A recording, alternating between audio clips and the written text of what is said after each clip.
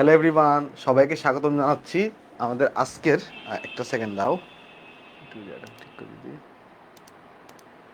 হ্যাঁ, ওকে, এখন ঠিক আছে। সো সবাইকে স্বাগতম জানাচ্ছি আজকে আমাদের মোলের পর্যাবৃত্ত ধর্মের লেকচার 21-এ। আশা করি তোমরা সবাই অনেক ভালো আছো। আজকে আমরা হাইড্রোজেন বন্ধনের বাকি থাকা পার্টগুলো শেষ করে পুরো রাসায়নিক বন্ধনের উপর আমরা কিছু সিকিউ এমসিকিউ সলভ করব। আর সিকিউ এমসিকিউ আরও সলভ করবো আমরা পরবর্তী ক্লাসে। বাট আজকে আমরা এরপরে কিন্তু ব্লক কেমিস্ট্রি শুরু করে দিব। কেমন? আমাদের টোটাল 25টা লেকচারের মাধ্যমে এই চ্যাপ্টারটা শেষ হবে আশা করতেছি আমরা। হ্যাঁ, তো চলো আমরা তাহলে শুরু করি। আমাকে একটু তোমরা জানাই দিও যে আমার কথা ঠিকঠাক মনে শোনা যাচ্ছে কিনা বা সব ওকে আছে কিনা। আমি একটু আমার এন্ড থেকে চেক করে দেখি, একটা সেকেন্ড। আশা করতেছি আমরা। হ্যাঁ, আমার এন্ড থেকে সব ঠিকঠাক মতো আছে। আশা করি তোমাদের এন্ড থেকেও সব ঠিকঠাক মতো থাকবে। সো চলো আমরা তাহলে শুরু করি, আসো। কেমন? ওকে, একটা সেকেন্ড। ওকে, সব কি ঠিক আছে? ওয়ালাইকুম আসসালাম। সবাইকে আগে লেকচারটা করছো? আগে লেকচার না করলে কিন্তু আজকে লেকচার তুমি বুঝবা না। সো তোমাকে অবশ্যই অবশ্যই আগে লেকচার করা থাকতে হবে। তাহলে আজকে হচ্ছে আমাদের লেকচার নাম্বার 21। আমরা প্রথমে হাইড্রোজেন বন্ধনের জিনিসপত্রগুলো দিয়ে শুরু করব। ওয়ালাইকুম আসসালাম। তো চলো আমরা শুরু করি, আসো। কেমন? আমরা চলো শুরু করে দিই।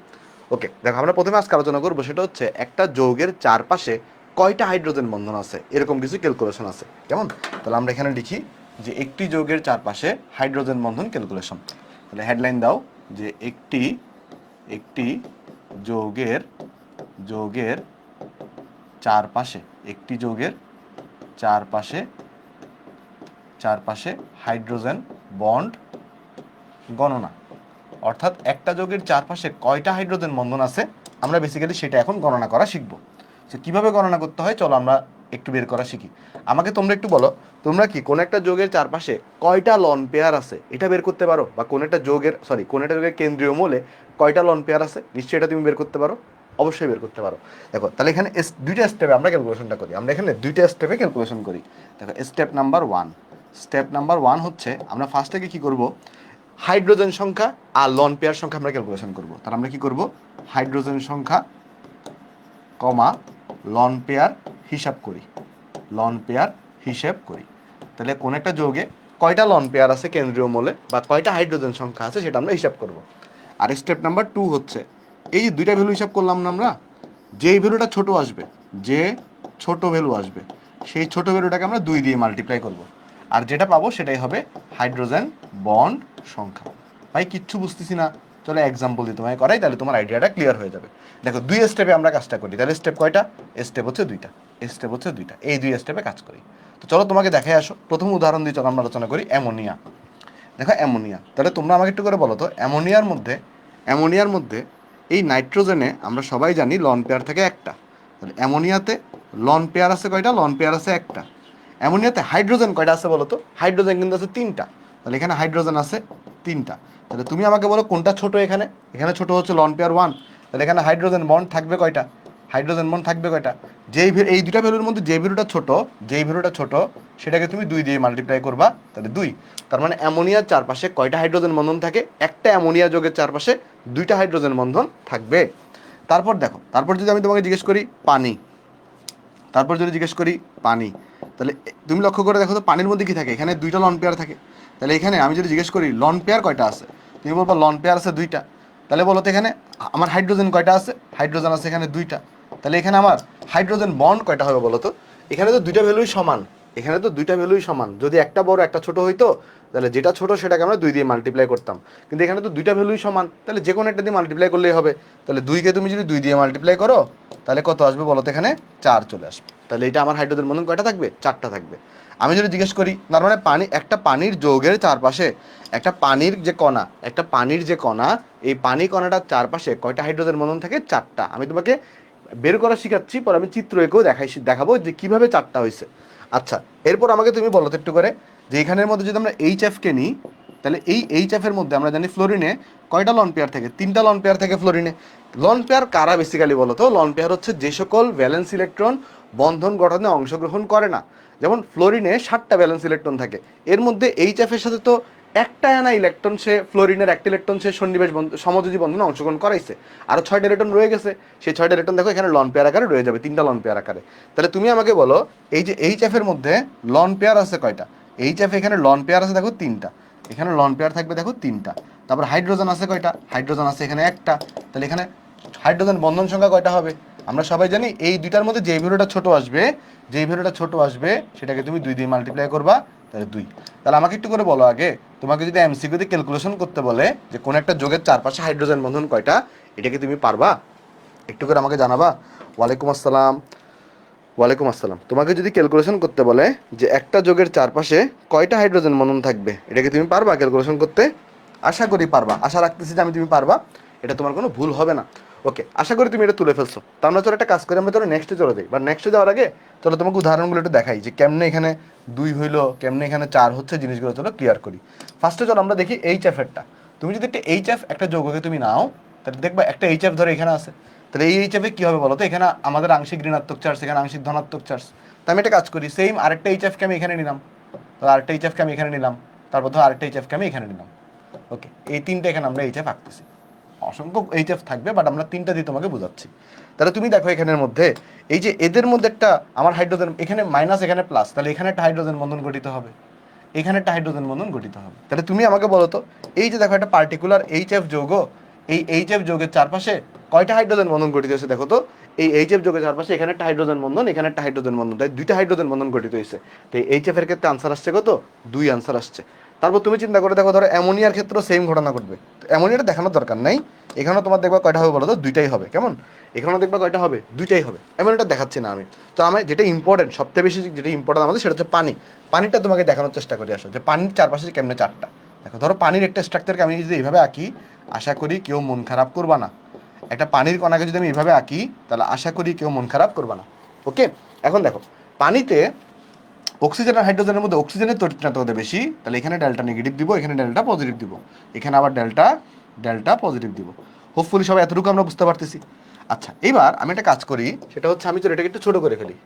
চলো আমি এটাকে একটু করে ছোটো করে ফেলি, এটাকে একটু করে আমি ছোটো করে ফেলি। এখান থেকে 2-3টা এমসিকিউ আসে, সব তোমাকে দেখাচ্ছি। দেখো ছোটো করে ফেললাম আমি, চলো একটু করে এটা কপি করি। এখানে টানলাম, এখানে এটা নিলাম, এখানে এটা নিলাম, এখানে এটা নিলাম। অ্যামোনিয়াটা তোমাদের বাড়ি কাজ রাখবে থাকবে, কেমন? যে অ্যামোনিয়ার চারপাশে কীভাবে দুইটা হাইড্রোজেন বন্ধন, এটা তোমরা বাসায় বাড়ি কাজ করবা। ওকে, ঠিক আছে। দেখো এবার চলো দেখার চেষ্টা করি, এখানে আসো দেখো। তাহলে এটা এখানে এটা হচ্ছে আমাদের একটা পানির যৌগ। তাহলে তুমি লক্ষ্য করে দেখো, এই যে দেখো এই জায়গাতে এই প্লাস আর এখানে মাইনাস, তাহলে এখানে একটা হাইড্রোজেন বন্ধন হবে। আবার এই প্লাস এখানে মাইনাস, তাহলে এখানে একটা হাইড্রোজেন বন্ধন হবে। এখানে প্লাস এখানে মাইনাস, তাহলে এখানে একটা হাইড্রোজেন বন্ধন হবে। তাহলে এখানে প্লাস এখানে মাইনাস, তাহলে এখানে একটা হাইড্রোজেন বন্ধন হবে। তাহলে দেখো একটা পানির যে যৌগ, এই পানির যৌগের চারপাশে চারটা হাইড্রোজেন বন্ধন হবে। বুঝতে পারছো কিনা দেখো? 5টা কেন নিলাম না? 5টা না, বেসিক্যালি এই 5টা দিয়ে বোঝাচ্ছি কি, একটা যোগের চারপাশে কয়টা হাইড্রোজেন বন্ধন আছে। একটা যোগের চারপাশে কয়টা হাইড্রোজেন বন্ধন আছে। দেখো এটা দ্বারা কি বোঝায়? এই 4 দ্বারা বোঝাচ্ছে যে পানির একটা কণা, তার চারপাশে কয়টা হাইড্রোজেন বন্ধন আছে বলো তো? তার চারপাশে 1 2 3 4, 4টা হাইড্রোজেন বন্ধন আছে। তাহলে আমরা এখানে যদি এখানে আমি এই কথাটাকে এখানে এভাবে লিখতে পারি, দেখো এটাকে একটু করে আমি এই পাশে নিয়ে আসি, তারপরে চলো লেখাটা এখানে লিখে দিই। তাহলে এখানে আমরা বলতে পারি যে একটি পানির কণার চারপাশে, একটি পানির কণার চারপাশে হাইড্রোজেন বন্ধন সংখ্যা হচ্ছে 4টা। তাহলে এখানে আমি বলতে পারি যে দেখো এখানে 2টা এমসিকিউ আসে এখান থেকে। প্রথমে এমসিকিউ দেখো, আমরা বলতে পারি এখানে যে একটি পানির কণার, পানির কণার চারপাশে, চারপাশে হাইড্রোজেন বন্ড আছে তোমার কয়টা বলো তো? 4টা। বোঝা গেছে জিনিসটা নাকি বুঝো নাই? দেখো আচ্ছা, এইবার একটা জিনিস তুমি লক্ষ্য করে দেখো, একটা পানির কণার চারপাশে 4টা হাইড্রোজেন বন্ধন আছে, কিন্তু আমি যদি জিজ্ঞেস করি একটা পানিতে যে অক্সিজেন আছে, এই পানির কণার অক্সিজেনের চারপাশে কয়টা হাইড্রোজেন বন্ধন আছে বলতে পারবা? একটা পানির কণার অক্সিজেনের চারপাশে কয়টা হাইড্রোজেন বন্ধন আছে? 2টা। তাহলে এটাও কিন্তু এমসিকিউ আসে, যে একটি পানির কণার, একটি পানির কণার অক্সিজেনের চারপাশে, ভালো করে কথাটা বুঝো, অক্সিজেনের, অক্সিজেনের চারপাশে হাইড্রোজেন বন্ধন আছে। অক্সিজেনের চারপাশে হাইড্রোজেন বন্ধন আছে কয়টা? 2টা। হাইড্রোজেন বন্ধন আছে কয়টা? 2টা। তাহলে এখানে কিন্তু এমসিকিউ করার সময় খুব কেয়ারফুল থাকতে হবে। তোমাকে কি অক্সিজেনের চারপাশে জিজ্ঞেস করছে, নাকি হচ্ছে তোমার পুরো যৌগের চারপাশে জিজ্ঞেস করছে? পুরো যৌগের চারপাশে জিজ্ঞেস করলে 4টা হাইড্রোজেন বন্ধন, 1 2 3 4। যদি জিজ্ঞেস করে একটা অক্সিজেনের অণুর চারপাশে কয়টা, তাহলে কিন্তু 2টা হাইড্রোজেন বন্ধন। আমাকে একটু জানাও তোমরা সবাই এটা বুঝতে পারছো কিনা, একটু করে আমাকে বলো তোমরা সবাই এটা বুঝতে পারছো কিনা। ভাইয়া 4টা হাইড্রোজেন H2O কেন নিলেন বুঝি নাই। এই যে দেখো বললাম যে এখানে একটা একটা জিনিস দেখালাম, সেটা হচ্ছে কি, এই পানি, একটা যে পানি, এই পানির চারপাশে কয়টা হাইড্রোজেন বন্ধন থাকে। এই যে এটা আমরা কি বের করতেছিলাম, একটা যৌগের চারপাশে হাইড্রোজেন বন্ধন সংখ্যা, পানির চারপাশে 4টা হাইড্রোজেন বন্ধন থাকে। তাই এখানে আমি এই একটা পানির কণা, দেখো এখানে একটা পানি, একটা পানির কণা নিলাম, তার চারপাশে 4টা পানির কণা নিলাম। এখানে একটা হাইড্রোজেন বন্ধন তৈরি হবে প্লাস মাইনাসের মধ্যে, এখানে একটা তৈরি হবে প্লাস মাইনাসের মধ্যে, এখানে একটা তৈরি হবে প্লাস মাইনাসের মধ্যে, এখানে একটা তৈরি হবে প্লাস মাইনাসের মধ্যে। তার মানে একটা পানির কণার চারপাশে 4টা হাইড্রোজেন বন্ধন। কিন্তু একটা পানির কণার মধ্যে যে অক্সিজেন আছে তার চারপাশে দেখো এই একটা হাইড্রোজেন বন্ধন, এই একটা হাইড্রোজেন বন্ধন, 2টা হাইড্রোজেন বন্ধন আছে। বুঝা গেছে? আশা করি বুঝতে পারছো। হ্যাঁ, অক্সিজেনের সব ক্ষেত্রে অক্সিজেনের চারপাশে সবসময় 2টা, কিন্তু যৌগের চারপাশে সবসময় 4টা হবে। এটা কেয়ারফুল থাকবা। ওকে, আশা করি বুঝতে পারছো। তারপর চলো নেক্সটে চলো দেখি। নেক্সট আমরা আলোচনা করবো এখন বরফের গঠন। দেখো, আমাকে যদি কেউ জিজ্ঞেস করে পানির সংকেত লিখো, তাহলে পানির সংকেত হচ্ছে H2O। পানির সংকেত হচ্ছে H2O। কিন্তু কেউ যদি জিজ্ঞেস করে বরফের সংকেত লিখো, বরফের সংকেতে মনে রাখবা এটা হচ্ছে H2O আর এখানে N পরিমাণ। তার মানে এখানে N পরিমাণ পানি থাকে, মানে এখানে অসংখ্য পানি থাকে। একটা বরফ খণ্ডে কি থাকে? অসংখ্য পানির কণা থাকে। যদি জিজ্ঞেস করে বরফের সংকেত লিখো, পানির সংকেত লিখো, পানির সংকেত কিন্তু H2O। আর যদি বলে বরফের সংকেত লিখো, তাহলে বরফের সংকেত কী হবে বলো তো? H2ON হবে। এই জিনিসটা কেয়ারফুল থাকবা, এই জিনিসটা কেয়ারফুল থাকবা। আচ্ছা, এবার চলো এখানে একটু দেখার চেষ্টা করি কি হয় অ্যাকচুয়ালি। আমি তোমাকে চলো এঁকে দেখাই। ধর এখানে একটা অক্সিজেন দিলাম, বরফের গঠন আমরা কি আঁকতেছি বলো তো? বরফের গঠন আঁকতেছি। এখানে একটা হাইড্রোজেন দিলাম, এখানে ধরো যাক একটা হাইড্রোজেন দিলাম।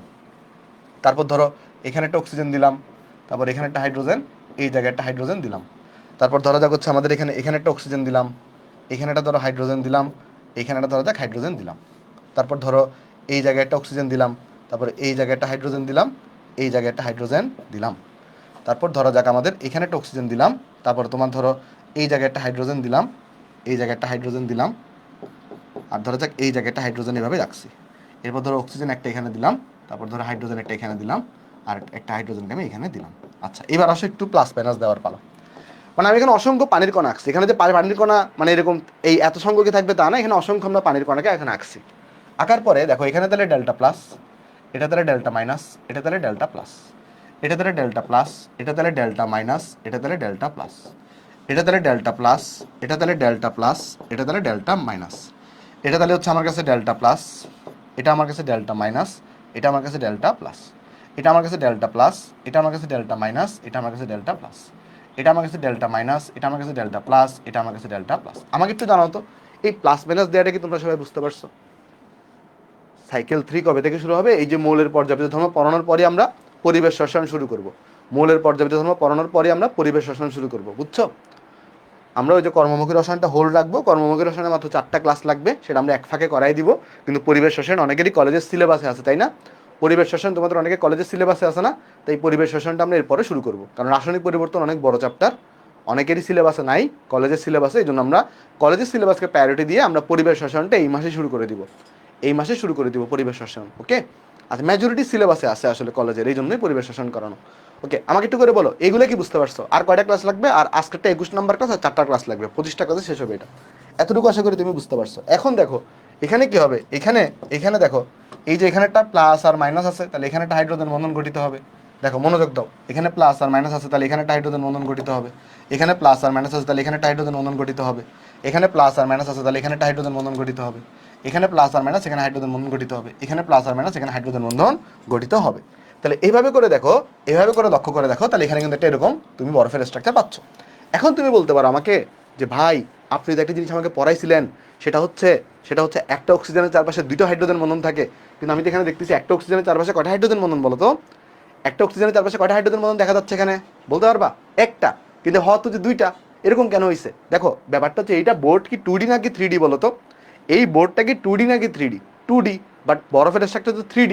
তো কাহিনী কি, এই যে সেম স্ট্রাকচারটা দেখতেছো না, এই সেম স্ট্রাকচারটা একদম হুবহু পিছন দিকেও আছে। হুবহু কি আছে বলতো? পিছন দিকেও আছে। মানে ব্যাপারটা কি, এখানে যে তুমি অক্সিজেন দেখতে পারতেছো, এই অক্সিজেনটা পিছনেও একটা হাইড্রোজেন বন্ধন গঠন করে। এই অক্সিজেনটা পিছন দিকে একটা হাইড্রোজেন বন্ধন গঠন করে। অক্সিজেনটা পিছন দিকে একটা হাইড্রোজেন বন্ধন গঠন করে। এই অক্সিজেনটা পিছন দিকে একটা হাইড্রোজেন বন্ধন গঠন করে। এই অক্সিজেনটা পিছন দিকে একটা হাইড্রোজেন বন্ধন গঠন করে। সেম ভাবে এই অক্সিজেনটাও পিছন দিকে কি করে একটা বলতো? হাইড্রোজেন বন্ধন গঠন করে। মানে ব্যাপারটা কি, ব্যাপারটা যেটা তো 3D স্ট্রাকচার, তো 3D স্ট্রাকচারকে আমি 2D রাখতেছি। সামনের একটা অংশ আছে, পিছনে একটা অংশ আছে, পুরোটা হচ্ছে একটা হেক্সাগোনাল স্ট্রাকচার। পুরোটা কি স্ট্রাকচার? হেক্সাগোনাল। তো পিছনের সাথেও কিন্তু একটা কি আছে বলতো? হাইড্রোজেন বন্ধন আছে। বুঝতে পারছো? এখানেও কিন্তু কি একটা বরফের যে পানির অণুর যে অক্সিজেন, এখানেও কিন্তু এর চারপাশেও কিন্তু কি থাকে? ওই অক্সিজেন অণুর চারপাশে 2টা হাইড্রোজেন বন্ধন থাকে, আর যৌগের চারপাশে 4টা হাইড্রোজেন বন্ধন থাকে। বোঝা গেছে নাকি বুঝো নাই বলো? বোঝা গেছে নাকি বুঝো নাই বলো? তাহলে এটার বরফের গঠনটা কিরকম হবে? এই গঠনটা কিরকম হবে? গঠন গঠন প্রকৃতি হচ্ছে হেক্সাগোনাল শেপের, হেক্সাগোনাল শেপ, হেক্সাগোনাল শেপ হবে। এখানেও কিন্তু বরফের একটি অণুর অক্সিজেনের চারপাশে কিন্তু দুইটা হাইড্রোজেন বন্ধন থাকে। বুঝছো নাকি বুঝো নাই? হ্যাঁ, ওকে। না, চারটার বেশি বন্ধন হবে না পানির ক্ষেত্রে। একটা পানির অণুর চারপাশে চারটা হাইড্রোজেন বন্ধন থাকবে। আচ্ছা, আশা করি সবাই বুঝতে পারছি। আমাকে একটু জানাও কমেন্টে যে এই জিনিসটা তুমি বুঝতে পারছো কিনা। এটা কি বোঝা গেছে সবার? এটা কি বোঝা গেছে? ওকে, ঠিক আছে। এটা যদি বুঝে থাকো তাহলে এখানে দেখো, এখানে এই যে বরফ, অনেকে দেখছো না তোমরা, বরফকে যদি পানিতে দাও তাহলে পানিতে জিনিসটা কিন্তু ভাসে। কথা হচ্ছে কেন ভাসে? বরফ কেন তো পানি, কেন পানিতে ভাসে? কারণ এর মাঝখানে যে ফাঁকা জায়গা আছে, এর মাঝখানে কি আছে? এই ফাঁকা জায়গা আছে। এই হাইড্রোজেন বন্ধন থাকার কারণে এই ফাঁকা জায়গা তৈরি হয়। আর এই ফাঁকা জায়গা থাকার কারণে কি হয় বলতো? এই ফাঁকা জায়গা থাকার কারণে বরফ পানিতে পানিতে ভাসে, বরফ পানিতে ভাসে। তাহলে এটা কিন্তু অনেক সময় প্রশ্ন করতে পারে যে বরফ কেন পানিতে ভাসে? কারণ বরফ পানিতে ভাসার কারণ হচ্ছে বরফের যে পানির কণাগুলা, তাদের চারপাশে হাইড্রোজেন বন্ধন থাকার কারণে মাঝখানে ফাঁকা স্থান তৈরি হয়। এর ফলে ঘনত্ব কমে যায় পানির তুলনায়। এই কারণে কি হয়? বরফটা পানিতে ভাসতে পারে। ওকে। আরেকটা জিনিস তুমি লক্ষ্য করে দেখো, এখানে দুই ধরনের বন্ধন আছে। বরফের মধ্যে দুই ধরনের বন্ধন দেখতে পাওয়া যায়। একটা হচ্ছে সমযোজী বন্ধন। খেয়াল করে দেখো, ভালো করে লক্ষ্য করে দেখো। এই যে এখানে একটা কি আছে বলতো? এটা হচ্ছে একটা এখানে একটা সমযোজী বন্ধন আছে। এখানে দুই ধরনের বন্ধন দেখতে পাওয়া যায়। এটা হচ্ছে একটা সমযোজী বন্ধন, সমযোজী বন্ধন। আর এটা কি? এটা হচ্ছে একটা হাইড্রোজেন বন্ধন। তাহলে এখানে দুই ধরনের বন্ধন দেখতে পাওয়া যায়। আচ্ছা, তোমরা কি বন্ড লেন্থ এটা কখনো পড়েছিলাম তোমাদেরকে? বন্ড লেন্থ বা বন্ধন দৈর্ঘ্য পড়েছিলাম কখনো? বন্ধন দৈর্ঘ্য কখনোই পড়েছিলাম? পড়াইছি। তো এখানে দুইটা একটু বন্ধন দৈর্ঘ্যগুলো মেডিকেলের জন্য ইম্পর্টেন্ট। যেমন এখানে যে বরফের মধ্যে যে সমযোজী বন্ধন থাকে, এই বন্ধনের দৈর্ঘ্য কত জানো? এই বন্ধনের দৈর্ঘ্য হয়ে থাকে, এই বন্ধনের বন্ড লেন্থ হয়ে থাকে 0.96 অ্যাংস্ট্রমের মতো। কত হয়ে থাকে? 0.96 অ্যাংস্ট্রমের মতো হয়ে থাকে। আর এখানে যে হাইড্রোজেন বন্ধন আছে, এই হাইড্রোজেন বন্ধনটার বন্ড লেন্থ হয়ে থাকে 1.8 অ্যাংস্ট্রমের মতো। এগুলো একটু মেডিকেলের জন্য মনে রাখবা, বাকিদের জন্য দরকার নাই। ঠিক আছে? হাইড্রোজেন বন্ডের কারণে কেন ফাঁকা জায়গা হয়? এই যে দেখো, এটা একটা হেক্সাগোনাল স্ট্রাকচার তৈরি করতেছে। যদি হাইড্রোজেন বন্ধন না থাকতো তাহলে এদের মধ্যে কোনো কানেকশন থাকতো না। এরা একজন থেকে আরেকজন অনেক দূরে চলে যাইতো, এরা গ্যাসিয়াস স্টেটে থাকতো। এরা কি থাকতো? ধরো যদি এই যে এই পানির কণাটা এবং এই পানির কণাটার মধ্যে কোনো ধরনের হাইড্রোজেন বন্ধন নাই, তাহলে এরা কি, তোমার কি মনে হয় তখন সেই ক্ষেত্রে এরা কি কাছাকাছি থাকতো? বলো তো। যদি এদের মধ্যে হাইড্রোজেন বন্ধন না থাকতো তাহলে এরা তো কাছাকাছি থাকতে পারতো না। এরা সবসময় কি হতো? দূরে দূরে চলে যাইতো। তার মানে এই জন্য তখন পানিকে তুমি সাধারণ তাপমাত্রায় গ্যাসীয় হিসেবে পাইতা। কিন্তু অ্যাকচুয়ালি পানি সাধারণ তাপমাত্রায় তরল হিসেবে থাকে কেন? কারণ পানির মধ্যে হাইড্রোজেন বন্ধন থাকে। হাইড্রোজেন বন্ধনের কারণে পানির কণাগুলো কাছাকাছি অবস্থান করে এবং কাছাকাছি অবস্থান করে তারা তরল অবস্থায় থাকে। বোঝা গেছে জিনিসটা নাকি বুঝো নাই? বলো বুঝছো কিনা? মানে এই কারণে তুমি দেখবা কি জানো, এই কারণে দেখবা যে পানি যেটা আছে, পানি পানি পানির মধ্যে হাইড্রোজেন বন্ধন থাকে। পানির মধ্যে কি থাকে? হাইড্রোজেন বন্ধন থাকে। তাই পানিকে সাধারণ কক্ষ তাপমাত্রায় আমরা তরল হিসেবে পাই। কিন্তু তুমি দেখবা হাইড্রোজেন সালফাইড H2S, এখানে কোনো ধরনের কি থাকে না? হাইড্রোজেন বন্ড থাকে না। এই কারণে দেখবা সাধারণ তাপমাত্রায় এটাকে তুমি গ্যাসীয় হিসেবে পাবা, মানে এরা একে অপরের কাছাকাছি থাকে না। বুঝতে পারছো নাকি বুঝো নাই? এটা সাধারণ অবস্থায়, এটা গ্যাসীয় অবস্থায়, এটা তরল অবস্থায় থাকে। দেখো, আশা করি জিনিসটা ক্লিয়ার হয়েছে সবার। আশা করি জিনিসটা সবার কাছে ক্লিয়ার হয়েছে। ওকে, চলো নেক্সটে যাই।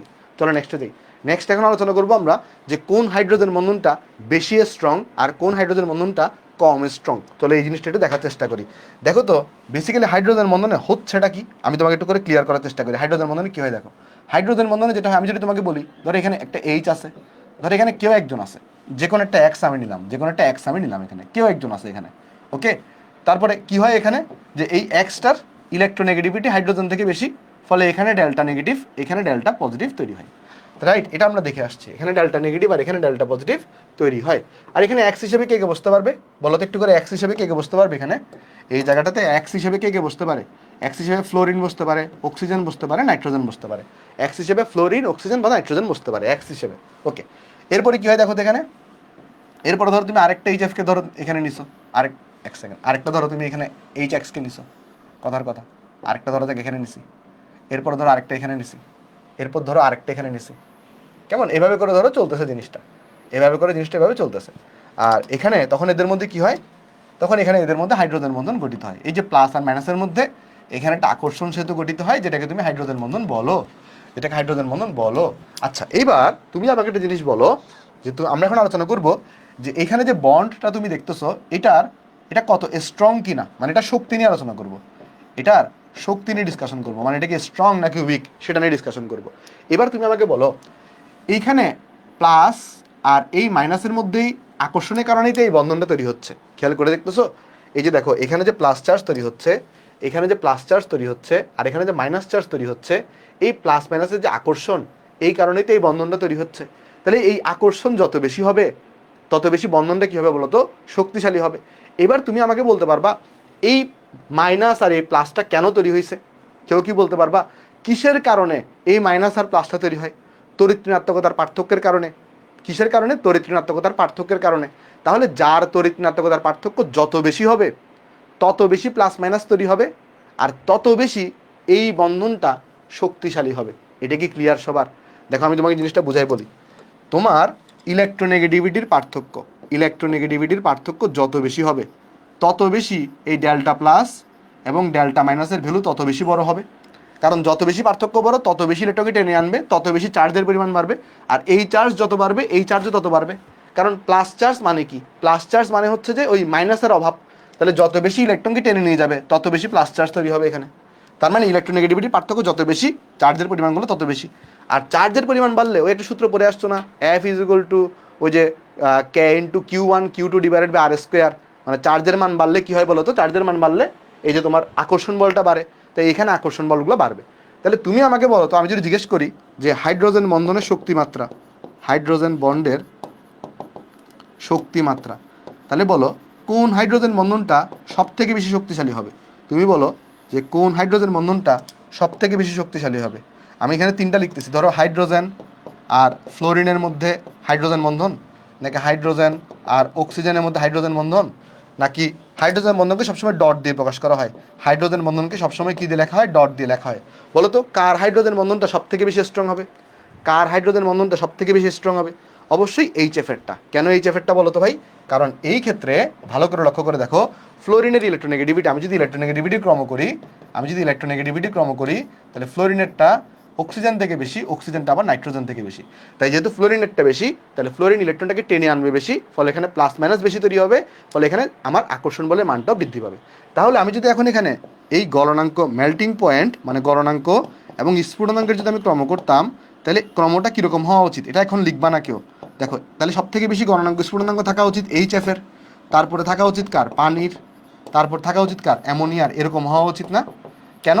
কারণ যেহেতু এখানে বন্ধন শক্তির মান সব থেকে বেশি, তাহলে এটাকে গলানো মানে কি? একটা থেকে আরেকটাকে পৃথক করা। তোমাকে পড়াইছিলাম গতকালকে, দেখো মনে আছে কিনা। এই যে আমরা যখন গলাই তখন কি হয় বেসিক্যালি, এই যে নন বন্ডিং বন্ধনগুলো একটা থেকে আরেকটা দূরে চলে যায়। তাহলে একে গলায় দিয়ে বেশি শক্তি লাগবে, তাহলে তাপমাত্রা লাগবে, তাহলে এটা মেল্টিং পয়েন্ট বলিং পয়েন্ট সব থেকে বেশি হওয়া উচিত। এরকম হওয়া উচিত কিনা একটু করে বলো তো? এই জিনিসটা হওয়া উচিত কিনা আমাকে একটু বলতে পারবা? এরকম হওয়া উচিত কিনা? এরকম হওয়া উচিত, বাট অ্যাকচুয়ালি এখানে এরকম হয় না, এরকম হয় না। কেন কি জানো কাহিনী হয়? এই পানিরটা বেশি হয়ে যায় কার থেকে? এইচএফ থেকে। পানির গলনাঙ্ক স্ফুটনাঙ্ক কার থেকে বেশি হয়ে যায়? এইচএফ থেকে বেশি হয়ে যায়। পানির গলনাঙ্ক স্ফুটনাঙ্ক কার থেকে বেশি হয়ে যায়? এইচএফ থেকে বেশি হয়ে যায়। এখন তুমি বলো যে ভাই কেমনে? কারণ ফ্লোরিনের এই যে এই বন্ধনটাকে আপনি বলতেছেন যে এই বন্ধনটা বেশি স্ট্রং, তাহলে তো এইচএফের গলনাঙ্ক স্ফুটনাঙ্ক বেশি হওয়া উচিত, তাই না? এটা তো কম স্ট্রং, তারপরে দেখা যায় পানিরটা বেশি হয়। কেন বলতে পারো? এর কারণটা হচ্ছে পানির কণার চারপাশে 4টা হাইড্রোজেন বন্ধন থাকে, আর এইচএফের চারপাশে কয়টা হাইড্রোজেন বন্ধন থাকে? 2টা।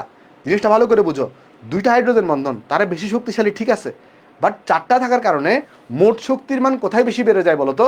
পানিতে বেশি বেড়ে যায়। মানে জিনিসটা বুঝো, ধরো একজনের কাছে, ধরো 2জন বন্ধু আছে, ধরো 2জন বন্ধুর কাছে 10 টাকা 10 টাকা আছে, 20 টাকা আছে, আর আরেকটা জায়গায় 4জন বন্ধু আছে, প্রত্যেকের কাছে 8 টাকা করে আছে। বলো তো কাদের টাকা বেশি থাকবে? 32 টাকা বেশি হবে না? বলো তো জিনিসটা কী হবে বলো তো? 32টা বেশি হবে। দেখো বুঝতেছো কিনা জিনিসটা, তাই না? তার মানে কি, যদিও এইটার একটার ইন্ডিভিজুয়াল শক্তি কম ঠিক আছে, কিন্তু এখানে পানির ক্ষেত্রে 4জন থাকে, বাট এইচএফের ক্ষেত্রে মানে 2জন থাকে, এই জন্য এখানে এটা বেশি হয়। এই জন্য দেখো এখানেও তো কিন্তু হাইড্রোজেন বন্ধন 2টা, এখানেও কিন্তু হাইড্রোজেন বন্ধন থাকে 2টা, তাই এখানে তো হাইড্রোজেন বন্ধন সংখ্যা সমান, তাই এই ক্ষেত্রে এদের গলনাঙ্ক স্ফুটনাঙ্ক নির্ধারিত হবে এই বন্ড এনার্জির মান দ্বারা। ক্লিয়ার জিনিসটা? বলো তো বুঝছো কিনা? আমাকে একটু কমেন্টে জানাও যে এই জিনিসটা বোঝা গেছে কিনা, এই জিনিসটা বোঝা গেছে কিনা আমাকে একটু কমেন্টে তুমি জানাও। এই জিনিসটাকে সবাই বুঝতে পারছি আমরা? এই জিনিসটাকে সবাই বুঝতে পারছি? হ্যাঁ, হোপফুলি বুঝতে পারছি। হ্যাঁ, কর্মমুখী রসায়ন তুমি আর্কাইভ থেকে করলেও হবে, কর্মমুখী রসায়ন আর্কাইভ থেকে করলেও হবে। ওকে, আশা করি বুঝতে পারছি। তাহলে চলো আমরা নেক্সটে চলে যাই। এই জিনিসটা খুবই গুরুত্বপূর্ণ, এটা খুবই গুরুত্বপূর্ণ। যদি তোমাকে বন্ধনের শক্তিমাত্রা বলে, বন্ধনের শক্তিমাত্রা বললে হচ্ছে এইটা, আর যদি বলে মেল্টিং পয়েন্ট বলিং পয়েন্ট তাহলে কিন্তু এইটা। তার মানে হাইড্রোজেন বন্ধন থাকার কারণে যে সকল যৌগে হাইড্রোজেন বন্ধন থাকবে তাদের গলনাঙ্ক স্ফুটনাঙ্ক তাদের গ্রুপের সব থেকে বেশি হবে। মানে কীরকম, আমি তোমাকে জিনিসটা বুঝাই বলি আসো। চল একটা উদাহরণ দিয়ে তোমাকে বুঝাই। দেখো আমাকে একটু করে বলো, ধরো আমি এখানে কিছু উদাহরণ দিচ্ছি। ধরো যাক আমরা এখানে নিলাম হচ্ছে একটা HF কে নিলাম, মানে আমরা এখানে করতে যাচ্ছি। ধরো গ্রুপ নাম্বার 17-তে কারা আছে দেখে আসো। গ্রুপ নাম্বার 17-তে কারা আছে? দেখো 17-তে আছে HF আছে, তারপর ধরো HCl আছে, তারপর ধরো HI আছে, তারপর ধরো H2 সরি HBr আছে, BR, আর ধরো এখানে HI আছে। ওকে, এবার আমরা একটু দেখতে যাচ্ছি এদের গলনাঙ্ক স্ফুটনাঙ্কগুলা কিভাবে পরিবর্তিত হয়। বলতে পারবে এখানে সব থেকে বেশি গলনাঙ্ক স্ফুটনাঙ্ক কার হয়ে থাকে? এখানে সব থেকে বেশি, এই চারটার মধ্যে সব থেকে বেশি গলনাঙ্ক স্ফুটনাঙ্ক কার হয়ে থাকে কেউ বলতে পারবা? সব থেকে বেশি গলনাঙ্ক স্ফুটনাঙ্ক কার হয়ে থাকে? দেখো এদের প্রত্যেকের মধ্যেই তো সমযোজী বন্ধন আছে, তাই না? এদের প্রত্যেকের মধ্যে কি আছে? সমযোজী বন্ধন আছে। বাট কোন জায়গায় একটা এক্সট্রা বন্ধন আছে বলো তো? HF এর ক্ষেত্রে একটা এক্সট্রা বন্ধন আছে, যেটা হচ্ছে হাইড্রোজেন বন্ধন। এদের কারোই কিন্তু কি নাই। দেখো আমি যদি তোমাকে এখানে বলি যে এদের সবার মধ্যে একটা কমন বন্ধন হচ্ছে কি, সবার মধ্যে কমন বন্ধন হচ্ছে সমযোজী বন্ধন। সবার মধ্যে কমন বন্ধন কি? সমযোজী বন্ড।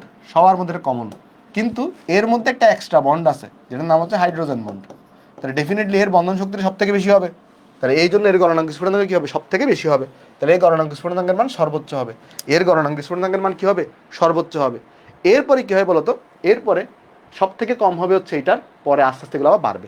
কারণ কেন বাড়ে আমরা সবাই জানি, আণবিক ভর যদি বৃদ্ধি পায় তাহলে ওই যে একটা বল ছিল আমাদের, ওই যে আমাদের কি বলে ভ্যান ডার ওয়ালস বল, ওটার মান বৃদ্ধি পেতে থাকে, ফলে গলনাঙ্ক স্ফুটনাঙ্ক আস্তে আস্তে আবার বাড়বে। মানে ব্যাপারটা কি হবে? এটা হচ্ছে HF, এটা হচ্ছে HF। তাহলে সব থেকে কম থাকে কার? সব থেকে কম থাকবে হচ্ছে তোমার এখানে HCl এর। তারপরে দেখবে আস্তে আস্তে বাড়তেছে আবার, তারপর দেখবে আস্তে আস্তে এটা বাড়তেছে। তার মানে এটা হবে HCl, এটা হবে HCl, এটা হবে HBr, আর এটা হবে HI। দেখো এটা বুঝতে পারছো কিনা এটার? তাহলে তুমি দেখবা এই যে এটার আমাদের এই গলনাঙ্ক স্ফুটনাঙ্কের ক্রমটা এভাবে করে হয়। মানে এটা হওয়া উচিত ছিল এরকম, হওয়া উচিত ছিল এরকম। তার মানে HF থাকার কথা ছিল সবার নিচে, পরে HCl, পরে HBr, পরে HI। কিন্তু এরকম না হয়ে কি হয়? এরকম না হয়ে জিনিসটা HFটা সবার থেকে বেশি হয়। কেন? কারণ HF এর মধ্যে দুইটা বন্ধন, বাট এগুলোর মধ্যে একটা করে বন্ধন। তাহলে এইখানের মধ্যে আবার যেই ঘটনাটা আছে, আণবিক ভর বৃদ্ধি পাইলে তোমার কি হবে বলো তো? আণবিক ভর বৃদ্ধি পাইলে আমার গলনাঙ্ক স্ফুটনাঙ্কটা বাড়বে, ওই যে ভ্যান ডার ওয়ালস বল ওইসব থাকার কারণে। বুঝছো নাকি বুঝো নাই? ভাইয়া যার হাইড্রোজেন বন্ধন যত বেশি হবে তার মেল্টিং, হ্যাঁ যার হাইড্রোজেন বন্ধন যত বেশি হবে তার মেল্টিং পয়েন্ট বয়লিং পয়েন্ট তত বেশি হবে। আরেকবার বোঝাই বলি আসো। আমাকে একটা জিনিস বলো, এখানের মধ্যে তুমি বললা যে সব থেকে বেশি গলনাঙ্ক স্ফুটনাঙ্ক কার হবে? HF এর হবে। তাহলে এটা তো কোনো সমস্যা নেই। কারণ HF কেন হবে? কারণ HF দুই ধরনের বন্ধন থাকে। HF কি থাকে? দুই ধরনের বন্ধন থাকে। একটা কি ধরনের বন্ধন? সমযোজী, একটা হচ্ছে যে আমাদের এই হাইড্রোজেন বন্ধন থাকে। বাট যাদের ক্ষেত্রে হাইড্রোজেন বন্ধন নাই, আচ্ছা বলো তো এদের ক্ষেত্রে কয় ধরনের বন্ধন থাকে? এদের ক্ষেত্রে কয় ধরনের বন্ধন থাকে? এদের ক্ষেত্রে কয় ধরনের বন্ধন থাকে বলতে পারবে? এদের ক্ষেত্রে কয় ধরনের বন্ধন থাকে? এক ধরনের, শুধুমাত্র সমযোজী বন্ধন। তাহলে এই ক্ষেত্রে আমরা দেখবো যে যার আণবিক ভর যত বেশি তার আসলে এই যে গলনাঙ্ক স্ফুটনাঙ্ক তত বাড়তে থাকে। তাহলে HI এর আণবিক ভর সব থেকে বেশি, তাহলে এটা এইভাবে করে বাড়বে জিনিসটা। বুঝতে পারছো নাকি বুঝো নাই? বলো বুঝছো কিনা, বলো বুঝছো কিনা? আচ্ছা আমি একটু করে একটা কল রিসিভ করি, দাঁড়াও একটা সেকেন্ড।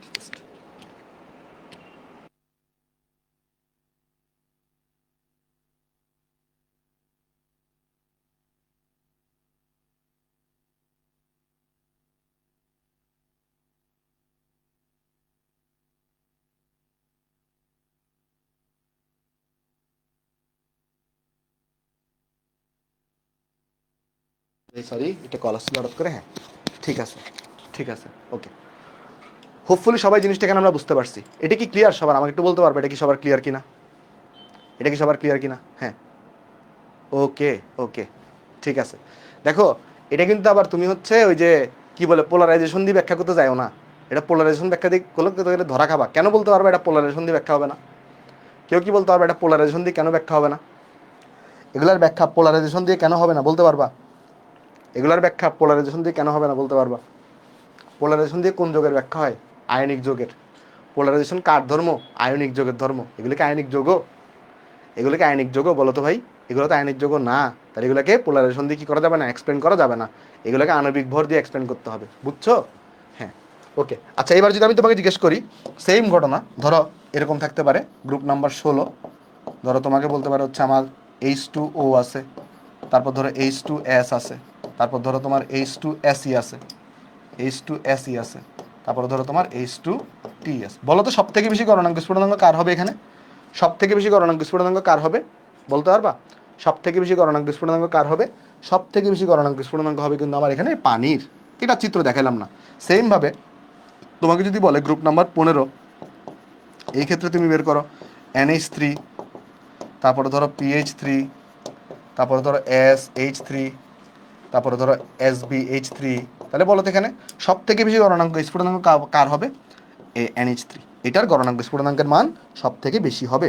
আশা করি সবাই বুঝতে পারছি। আমাকে একটু জানাও যে এতটুকু বোঝা গেছে কিনা সবার। এতটুকু আশা করি সবাই বুঝতে পারছো। তাহলে চলো আমরা নেক্সটে চলে দিই।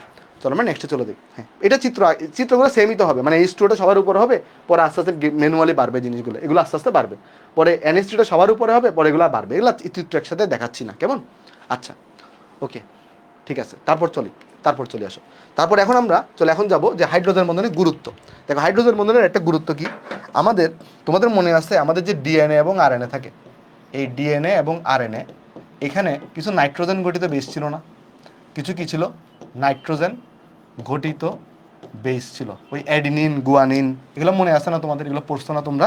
এই যে তুমি লক্ষ্য করে দেখো এখানে, এই যে এখানে যদি চিত্রটা একটু দেখো লক্ষ্য করে, এই যে দেখো থায়ামিন আর অ্যাডিনিন, দেখবে এদের মধ্যে কিন্তু হাইড্রোজেন বন্ধন আছে। এদের মধ্যে কি আছে? হাইড্রোজেন বন্ধন আছে। তার মানে আমাদের যে ডিএনএ আরএনএ যে স্থায়িত্ব, ডিএনএ আরএনএ যে কি বলতো, মানে ডিএনএ আরএনএ গঠন করার জন্য কিন্তু কে দায়ী আছে? হাইড্রোজেন বন্ধন কিন্তু দায়ী থাকে। ওকে, তাহলে এটা একটু মনে রাখবা যে ডিএনএ আরএনএ গঠনের জন্য কোন বন্ধন দায়ী থাকে? হাইড্রোজেন বন্ধন। তাহলে এই নাইট্রোজেন গঠিত বেস, এদের মধ্যে কি থাকে বলতো? পরস্পরের মধ্যে হাইড্রোজেন বন্ধন থাকে। এটা একটু করে আমরা মনে রাখবো। তারপর 2 নম্বর জিনিস আরেকটা ব্যাখ্যা হতে পারে যে আমাদের দেহের মধ্যে 70% হচ্ছে যে পানি, মানে পানিটা কিন্তু তরল হিসেবে থাকে। তো এই পানিটা তরল হিসেবে থাকতে পারে কোন বন্ধনের কারণে বলতে পারবা? পানি, এই যে দেখো পানি, এটা তরল হিসেবে থাকতে পারে কোন কোন বন্ধনের কারণে? তরল হিসেবে থাকতে পারে কিন্তু আমাদের অনলি হাইড্রোজেন বন্ধন থাকার কারণে। যদি হাইড্রোজেন বন্ধন না থাকতো তাহলে পানির কণাগুলো কিন্তু একটা থেকে আরেকটা দূরে চলে গিয়ে এটা গ্যাসীয় হয়ে যেত। যেমন একটা আছে H2S, এটা গ্যাসীয় অবস্থায় থাকে। এর একমাত্র রিজন কি? এর একমাত্র রিজন হচ্ছে এখানে কোনো কি নাই? হাইড্রোজেন বন্ধন নাই। এই কারণে এটা গ্যাসীয় অবস্থায় থাকে। আশা করি জিনিসটা আমরা সবাই বুঝতে পারছি। এগুলো একটু দুই একটা গুরুত্ব তোমরা একটু বই থেকে পড়ে নিবা জিনিসগুলো। আমি আর যেগুলো মেইন গুরুত্ব সেটা তোমাকে বলে দিলাম, বাকিগুলো তুমি একটু পড়ে নিবা। এই চিত্রগুলো মনে রাখার দরকার নেই, ঠিক আছে? তারপর এবার আসো, একটা অনেক সময় একটা আমাদের জিনিস জিজ্ঞেস করে, সে এই জিনিসটা তোমরা রাসায়নিক পরিবর্তনও পড়াবো, বাট আবার একটু করে দেখাচ্ছি। সেটা কি? যে হাইড্রাসিডের প্রোটন উৎপন্ন করার প্রবণতা। আমাকে বলতে পারবা কেউ প্রোটনের রাসায়নিক সংকেত কি হয়? প্রোটনের রাসায়নিক সংকেত কি হয় কেউ বলতে পারবা? প্রোটনের রাসায়নিক সংকেত কি হয়? প্রোটন কিরে পোলা পাইনে তো কম কেন? ক্লাস কি করতেছে না সবাই? প্রোটনের রাসায়নিক সংকেত কি হয় কেউ বলতে পারবা? প্রোটনের রাসায়নিক সংকেত হয় H+। প্রোটনের রাসায়নিক সংকেত কি হয় বলতো? H+। এগুলো তোমাদেরকে গুণগত রসায়নে কিন্তু পড়াইছি যে ভাই দেখো H+এর মধ্যে কিন্তু এখানে কোনো ধরনের নিউট্রন থাকে না বা কোনো ধরনের ইলেকট্রন থাকে না, শুধুমাত্র একটা প্রোটন থাকে। তাই H+কে আমরা প্রোটনের সংকেত বলি। তো এখন আমরা দেখবো হাইড্রাসিডের প্রোটন উৎপন্ন করার প্রবণতা। কারণ হাইড্রাসিড মানে কি? যে সকল অ্যাসিডে হাইড্রোজেন থাকে, অক্সিজেন থাকে না। যেমন কীরকম হাইড্রাসিডগুলো কীরকম হতে পারে দেখো। হাইড্রাসিডের উদাহরণ হচ্ছে আমার HF, তারপরে ধরো HCl, তারপরে ধরো HBr, তারপর ধরো তোমার কাছে আছে আমাদের HI। এরা হচ্ছে আমার হাইড্রাসিড। এরা হচ্ছে আমার হাইড্রাসিড। তাহলে আমরা এখন দেখবো এই হাইড্রাসিড মানে কোন হাইড্রাসিডটা দ্রুত প্রোটন উৎপন্ন করতে পারে। এখন তুমি একটু করে চিন্তা করে দেখো, তুমি এখানে দেখো, ভালো করে লক্ষ্য করে দেখো, ধরো HF হাইড্রোজেন আর ফ্লোরিনের আকার কিন্তু একদম ছোট। আবার এখানে যদি একটু নিচে যাও তাহলে হাইড্রোজেন, আবার দেখবা ক্লোরিনের আকারটা কিন্তু মোটামুটি একটু বড় হয়, ক্লোরিনের আকার একটু বড় হয়। আবার দেখবে তুমি যখন আরেকটু নিচে যাবা হাইড্রোজেন, এখানে দেখবে তুমি ব্রোমিনের আকার আরও বড় হবে, ব্রোমিনের আকার দেখবে আরও বিশাল। তারপর দেখবে তুমি যখন আরেকটু নিচে যাবা হাইড্রোজেন, তারপরে দেখবা তুমি আয়োডিনের আকারটা অনেক বড় হবে, আয়োডিনের আকারটা কিন্তু অনেক বড় হবে। আচ্ছা, এবার তুমি আমাকে একটু করে বলো তো, এখানে কার বন্ধন দৈর্ঘ্য সব থেকে বেশি? কার বন্ধন দৈর্ঘ্য সব থেকে বেশি বলতে পারবা? কার বন্ধন দৈর্ঘ্য সব থেকে বেশি? দেখো, বা বন্ড লেন্থ, এই বন্ড লেন্থে সব থেকে বেশি হবে না? কারণ আকার যত বড় হবে ওই দুই নিউক্লিয়াসের মধ্যে দূরত্ব যত বড় হবে বন্ড লেন্থ তত বেশি হবে। আমি যদি বন্ড লেন্থের ক্রম করি, বন্ড লেন্থের ক্রম করি, তাহলে তুমি বলবা যে ভাই বন্ড লেন্থে HF এই বন্ধন থেকে HCl এই বন্ধনের দৈর্ঘ্য বেশি, HCl থেকে HBr এর দৈর্ঘ্য বেশি, HBr থেকে HI এর দৈর্ঘ্যটা বেশি। আচ্ছা, এবার আমরা সবাই একটা জানি, যদি বন্ড লেন্থের মান বৃদ্ধি পায় তাহলে আসলে বন্ড এনার্জি কমে যায়। মানে ব্যাপারটা আমি তোমাকে বলি, এটা একটা আমি তোমাকে অ্যানালজি দিয়ে ব্যাখ্যা করছিলাম। টাকার যে রবারের বান্ডিল আছে না, ওই রবারের বান্ডিলটাকে তুমি যত লম্বা করবা, মাঝখান দিয়ে ভেঙে ফেলা বা মাঝখান দিয়ে ছিঁড়ে ফেলা কিন্তু তত সহজ। অর্থাৎ কোন বন্ধনটাকে, মানে ব্যাপারটা কি তাহলে একটু মনে রাখবা, আমাদের এখানে সবসময় মনে রাখবা যে বন্ড লেন্থ এইটা আর বন্ড এনার্জি সবসময় ব্যস্তানুপাতিক আকারে থাকে। বন্ধন শক্তিটা সবসময় কি আকারে থাকবে? ব্যস্তানুপাতিক আকারে থাকে। অর্থাৎ আমি যদি জিজ্ঞেস করি যে বন্ধন শক্তির তাহলে বন্ড এনার্জির তাহলে ক্রম করো, আমি যদি তোমাকে বলি এখানে বন্ড এনার্জির ক্রম করো, বন্ড এনার্জি বা বন্ধন শক্তি, এটার যদি তুমি ক্রম লিখতে বলি তাহলে এটার ক্রম কী হবে বলো তো? এটার ক্রম হবে হুবহু সেম এটা, এটার ক্রম হবে হুবহু সেম এটা, জাস্ট উল্টা হয়ে যাবে। হুবহু এটা হবে, মানে হুবহু এটা হবে, জাস্ট অর্ডারগুলো চেঞ্জ হয়ে যাবে, জাস্ট অর্ডারগুলো চেঞ্জ হয়ে যাবে। অর্থাৎ কী হবে বলো তো? এখানে এই অর্ডারগুলো চেঞ্জ হয়ে যাবে, এগুলো চেঞ্জ হয়ে যাবে। বুঝতে পেরেছো জিনিসটা? দেখো তো বুঝতে পারছো কিনা? এতটুকু কি বোঝা গেছে ভাই? একটু আমাকে জানাবা যে এতটুকু বুঝতে পারছো কিনা, এতটুকু তুমি বুঝতে পারছো কিনা? হ্যাঁ, ওকে, এতটুকু তুমি বুঝতে পারছো আশা করি। ওকে, এবার এতটুকু যদি তুমি বুঝে থাকো, এতটুকু যদি তুমি বুঝে থাকো, তাহলে তুমি আমাকে বলো, এবার আমি যদি জিজ্ঞেস করি যে যেহেতু এখানে, তাহলে বলো তো কোনখান থেকে হাইড্রোজেন মুক্ত করা সব থেকে সহজ? কেউ বলতে পারবা কোনখান থেকে হাইড্রোজেন মুক্ত করা সব থেকে সহজ? কোনখান থেকে হাইড্রোজেন মুক্ত করা সব থেকে সহজ? তুমি বলবা যে ভাই, যেহেতু এই বন্ধনটা সব থেকে দুর্বল, তো এই বন্ধনটাকে ব্রেক করা একদমই সহজ, ফলে এখান থেকে হাইড্রোজেন মুক্ত করা একদম সহজ। তাহলে হাইড্রোজেন বা প্রোটন উৎপন্ন করার প্রবণতা কী হবে? আমি যদি জিজ্ঞেস করি এখানে যে প্রোটন প্রোটন তৈরির প্রবণতা, এটার ক্রম কী হবে? এটার ক্রম হবে প্রোটন তৈরি করার যে প্রবণতা, এটার ক্রমটা হবে দেখবা এই যে, এটার ক্রমটা হবে এইটা, এটার ক্রমটা হবে দেখবা এটা। বুঝতে পারছো জিনিসটা? দেখো বুঝতে পারছো কিনা? প্রোটন তৈরি করার প্রবণতা হবে এটা। ক্লিয়ার সবার? এটা এটা কিন্তু পরীক্ষায় মাঝে মাঝে জিজ্ঞেস করে, তাই তোমাকে আমি দেখাই দিলাম। এই মাধ্যমে আমাদের, এর মাধ্যমে আমাদের হাইড্রোজেন বন্ধনটা পুরোপুরি পড়া শেষ। আমরা তাহলে চলে কয়েকটা কোয়েশ্চেন সলভ করি। সবাই আমাকে বলে এতটুকু সবার বোঝা গেছে কিনা, তাহলে আমি কয়েকটা কোয়েশ্চেন সলভ করবো। যাই নেক্সটে যাই, নেক্সটে যাবো, নেক্সটে যাই চলো, কেমন? ওকে, বলো এটা আনসার কী হবে?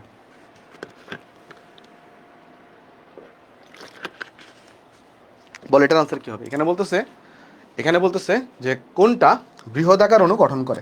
বৃহদাকার অণু মানে কি? বৃহদাকার অণু মানে হচ্ছে তোমার যারা হাইড্রোজেন বন্ধন গঠন করবে, যেমন এইচএফ। এইচএফ কি করে? বৃহদাকার অণু গঠন করে। ওকে, ডি হবে আনসার। তারপর বলো হাইড্রোজেন বন্ধন গঠিত হয় না কোন যৌগে? গঠিত হবে না কোন যৌগে বলো তো? CH4। CH4 এ কার্বনটা সাথে হাইড্রোজেন যুক্ত, তাহলে এখানে হাইড্রোজেন বন্ধন গঠিত হবে না। তারপর কোনটিতে আন্তঃআণবিক? আন্তঃআণবিক মানে কি? পাশাপাশি যৌগের মধ্যে হাইড্রোজেন বন্ধন আছে। আচ্ছা, এটা আন্তঃআণবিক না, এটা হবে অন্তঃআণবিক। এটা হবে, এই কোশ্চেনটা হবে, এখানে টাইপিং মিস্টেক হয়েছে, এটা হবে অন্তঃআণবিক। কোনটার মধ্যে অন্তঃআণবিক হাইড্রোজেন বন্ধন আছে বলো তো? অন্তঃআণবিক। অন্তঃআণবিক কোথায় আছে? অন্তঃআণবিক, অন্তঃআণবিক আছে কিন্তু স্যালিসাইলিক অ্যাসিড। কেমন? বাকিগুলোর মধ্যে, সবগুলোর মধ্যে আন্তঃআণবিক থাকে, বাকি সবগুলোতে আন্তঃআণবিক থাকে, তাই এটা অপশন টাইপিং মিস্টেক হচ্ছে, অন্তঃআণবিক হবে স্যালিসাইলিক অ্যাসিড। ঠিক আছে? তারপর কোন যৌগে হাইড্রোজেন বন্ধন গঠিত হয় বলো তো? কোন যৌগে হাইড্রোজেন বন্ধন গঠিত হয়? এই যে ইথানোয়িক অ্যাসিড দেখতেছো তুমি, এই ইথানোয়িক অ্যাসিডের মধ্যে কিন্তু আমাদের হাইড্রোজেন বন্ধনটা গঠিত হবে।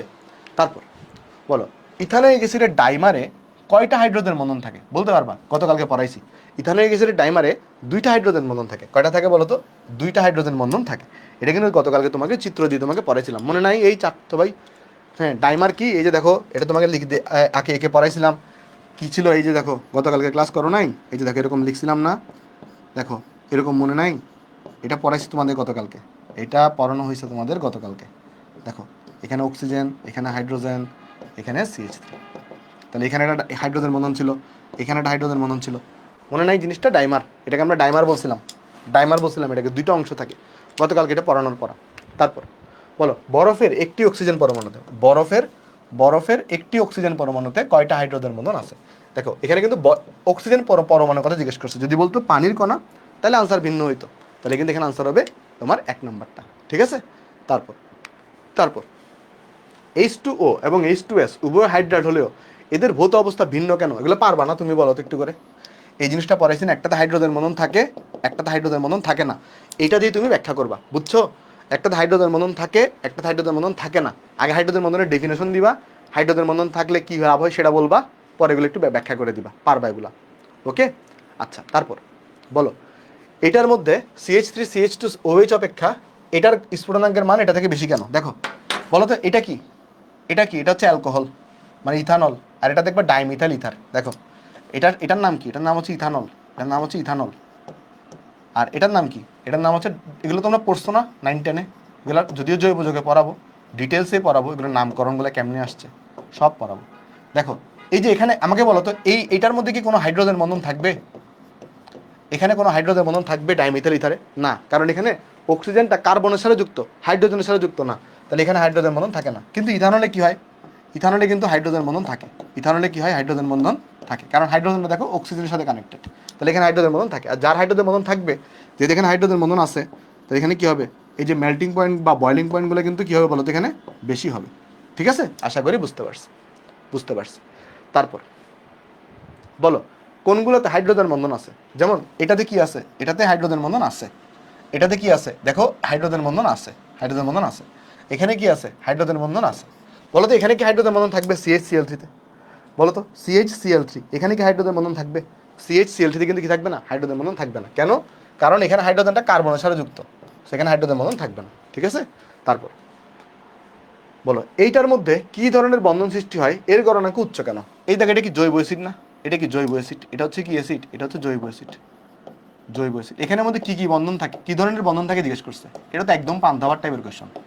দেখো পান্তাভার টাইপের কেন কোয়েশ্চন বলতেছি, এই যে লক্ষ্য করে দেখো।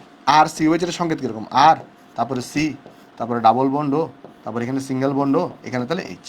তারপর দেখো এখানে সি আছে, তারপর এখানে আমাদের OH আছে, তারপর এখানে আমাদের ডাবল বন্ড ও আছে, তারপর আমাদের এখানে আর আছে। তাহলে বলবা যে এটার ফার্স্ট অফ অল এটার গণনাঙ্ক উচ্চ হয় কেন? এটা গণনাঙ্ক উচ্চ হওয়ার কারণ হচ্ছে এখানে হাইড্রোজেন বন্ধন থাকে আর এখানে ডাইমার গঠিত হয়।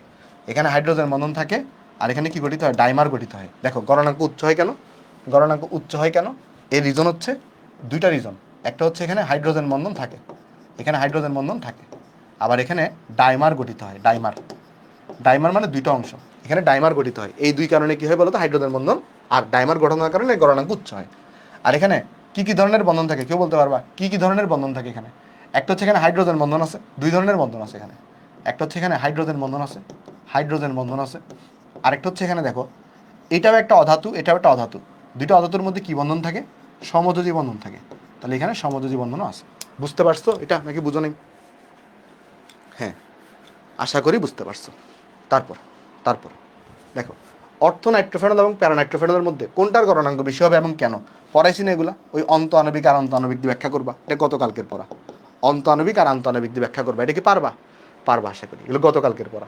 তারপরে কোনটি আন্ত আণবিক হাইড্রোজেনের বন্ধনের উদাহরণ নয়? বলো তো এটা কি হবে? কোনটাতে কি থাকে না? এই যে আন্ত আণবিক হাইড্রোজেন বন্ধনের উদাহরণ নয়, মানে অন্ত আণবিকের উদাহরণ। অন্ত আণবিকের উদাহরণ কোনটা বলো তো? অন্ত আণবিকের উদাহরণ, অন্ত আণবিক কোনটা ছিল? যে অর্থ নাইট্রোফেনল ছিল না? মনে পড়ে? অন্ত আণবিক কোনটা ছিল? অর্থ নাইট্রোফেনল। এটা গতকালকের পড়া, তোমাদের সব গতকালকের পড়া। তারপর কোনটিতে হাইড্রোজেন বন্ধন বিদ্যমান নেই? কোনটিতে হাইড্রোজেন বন্ধন বিদ্যমান নেই? HCl, এখানে কোনো কি থাকে না? হাইড্রোজেন বন্ধন থাকে না। তারপর বলো পানির কোন ভৌত ধর্ম হাইড্রোজেন বন্ধনের সাথে সম্পর্কিত? দেখো এই যে হাইড্রোজেন বন্ধন থাকার কারণে পানির স্ফুটনাঙ্ক বেশি, এটা কারেক্ট। হাইড্রোজেন বন্ধন থাকার কারণে বরফ পানিতে ভাসে, এটাও কারেক্ট। আচ্ছা হাইড্রোজেন বন্ধন কি বন্ড অ্যাঙ্গেলের উপর কোনো ভূমিকা আছে? হাইড্রোজেন বন্ধন এখানে কি বন্ড অ্যাঙ্গেলের উপর কোনো ভূমিকা আছে? না, বন্ড অ্যাঙ্গেলের উপর কোনো ভূমিকা নাই। তাহলে আনসার হচ্ছে 1 এবং 2। বন্ড অ্যাঙ্গেল কি দ্বারা নির্ধারিত হয়? বন্ড অ্যাঙ্গেল নির্ধারিত হয় লন পেয়ার দ্বারা। বন্ড অ্যাঙ্গেল নির্ধারিত হয় কার দ্বারা? বন্ড অ্যাঙ্গেল নির্ধারিত হয়, বন্ড অ্যাঙ্গেল নির্ধারিত হয় শঙ্করায়ন, শঙ্করায়ন, তারপরে তোমার হচ্ছে এই যে BSEPR থিওরি, ওগুলা দ্বারা নির্ধারিত হয়। এখানে কোনো ধরনের কি নাই? কোনো ধরনের হাইড্রোজেন বন্ধনের সাথে সম্পর্কিত নাই। তো এটা আনসার হচ্ছে 1 এবং 2। তারপর বলো সর্বাধিক শক্তিশালী হাইড্রোজেন বন্ধন কোনটা? সর্বাধিক শক্তিশালী কোনটা বলো তো? এই যে HF এর মধ্যে যেটা থাকে সেটা হচ্ছে সব থেকে বেশি শক্তিশালী।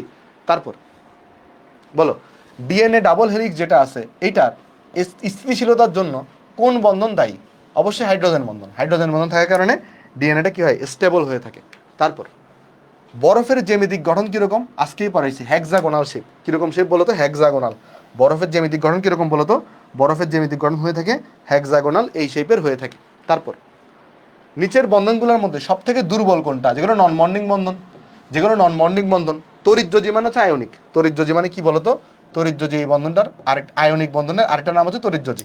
তাহলে সব থেকে দুর্বল কোনটা হবে? নন বন্ডিং বন্ধনের মধ্যে আছে হাইড্রোজেন বন্ধন, তাহলে সব থেকে দুর্বল হবে হাইড্রোজেন বন্ধন। বুঝছো? সব থেকে দুর্বল কোনটা?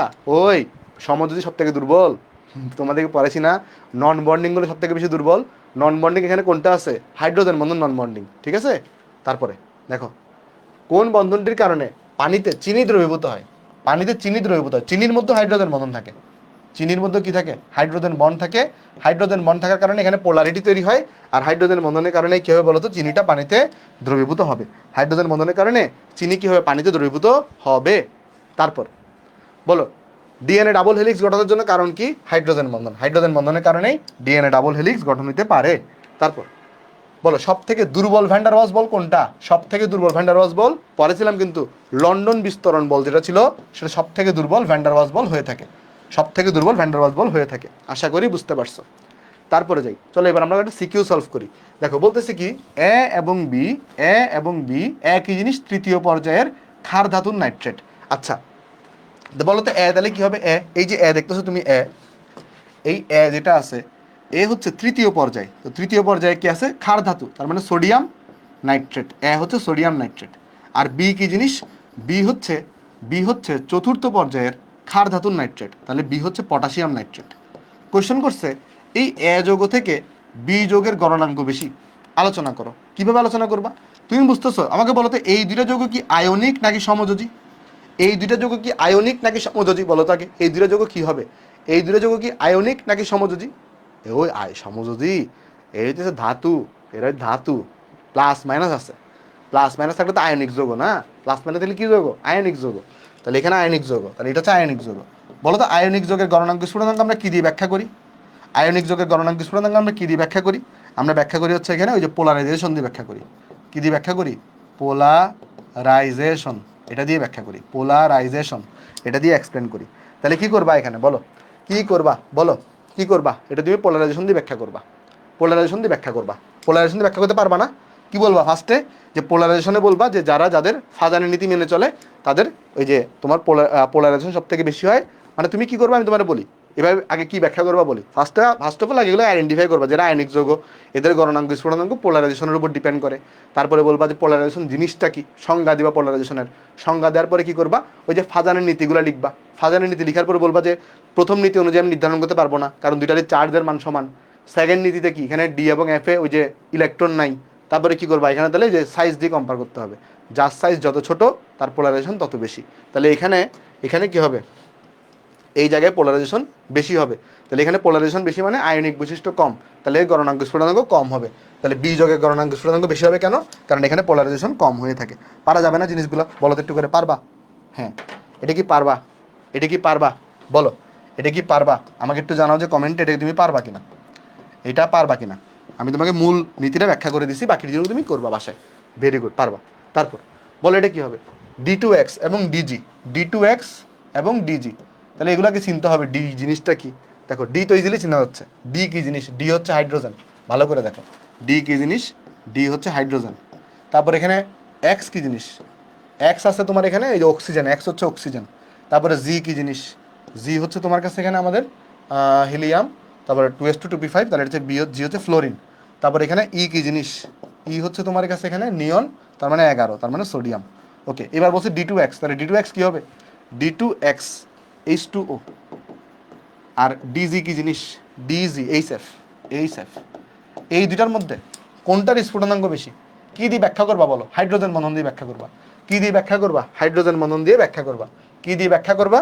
কি দিয়ে ব্যাখ্যা করবা? আজকে শিখেছি তোমাকে, হাইড্রোজেন বন্ড দিয়ে ব্যাখ্যা করবা। তুমি বলবা যে যদিও এর হাইড্রোজেন বন্ধনের শক্তি মাত্রা বেশি, এইচএফ এর হাইড্রোজেন বন্ধনের শক্তি মাত্রা বেশি, কিন্তু এইচএফ যোগের চারপাশে দুইটা হাইড্রোজেন বন্ধন থাকে, অন্যদিকে H2O ওই যোগের চারপাশে চারটা হাইড্রোজেন বন্ধন থাকে, তাই H2O এটার গলনাঙ্ক স্ফুটনাঙ্ক বেশি হবে। তাহলে কার বেশি হবে বলো তো?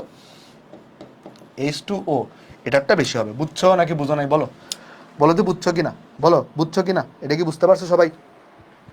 হ্যাঁ, ভেরি গুড। এবার বলতেছে E2X এবং ইজি, E2X এবং ইজি, E2X এবং ইজি, এই দুইটা যৌগের মধ্যে কোনটা অধিক সমযোজী? দেখো E2X জিনিসটা কি? এই যে E2 তার মানে সোডিয়াম 2, আর এক্স কি? অক্সিজেন। এটাও E2X হচ্ছে এটা। আর ইজি জিনিসটা কি? ইজি, ই হচ্ছে তোমার সোডিয়াম, আর এটা হচ্ছে ফ্লোরাইড। বলো এরা কোনটা অধিক সমযোজী? তাহলে কোনটা অধিক সমযোজী এগুলো কি দিয়ে ব্যাখ্যা করে? এগুলো ব্যাখ্যা করে পোলারাইজেশন দিয়ে। আর বুঝতে পারছো এগুলো আয়নিক যৌগ। এগুলো কি যৌগ? এগুলো আয়নিক যৌগ। তাহলে এটা ব্যাখ্যা করবা পোলারাইজেশন দিয়ে। তাহলে এটা পোলারাইজেশন দিয়ে গেলে তোমাকে শিখাইছি আমি, তাহলে এটা শিখাইতে হচ্ছে না, বাকিটুকু তুমি নিজেই পারবা। পোলারাইজেশন দিয়ে তুমি ব্যাখ্যা করবা, পারবা না এগুলা? পোলারাইজেশন দিয়ে ব্যাখ্যা করার সময় আগে পোলারাইজেশনের ডেফিনেশন লিখবা, পরে ফাজানের নীতি লিখবা, তারপর পারা যাবে জিনিসগুলো। আমাকে একটু বলো তো, এগুলো কি পারবা তুমি? এগুলো কি পারবা? এগুলো কি পারবা? হ্যাঁ, Na2O অধিক সমদ্যুতি, ঠিক আছে, ভেরি গুড ভেরি গুড। বলো এগুলো কি পারবা? আমাকে একটু কমেন্টে জানাও তো, এটা কি পারবা? সৃজনশীল কি বেশি কঠিন লাগতেছে?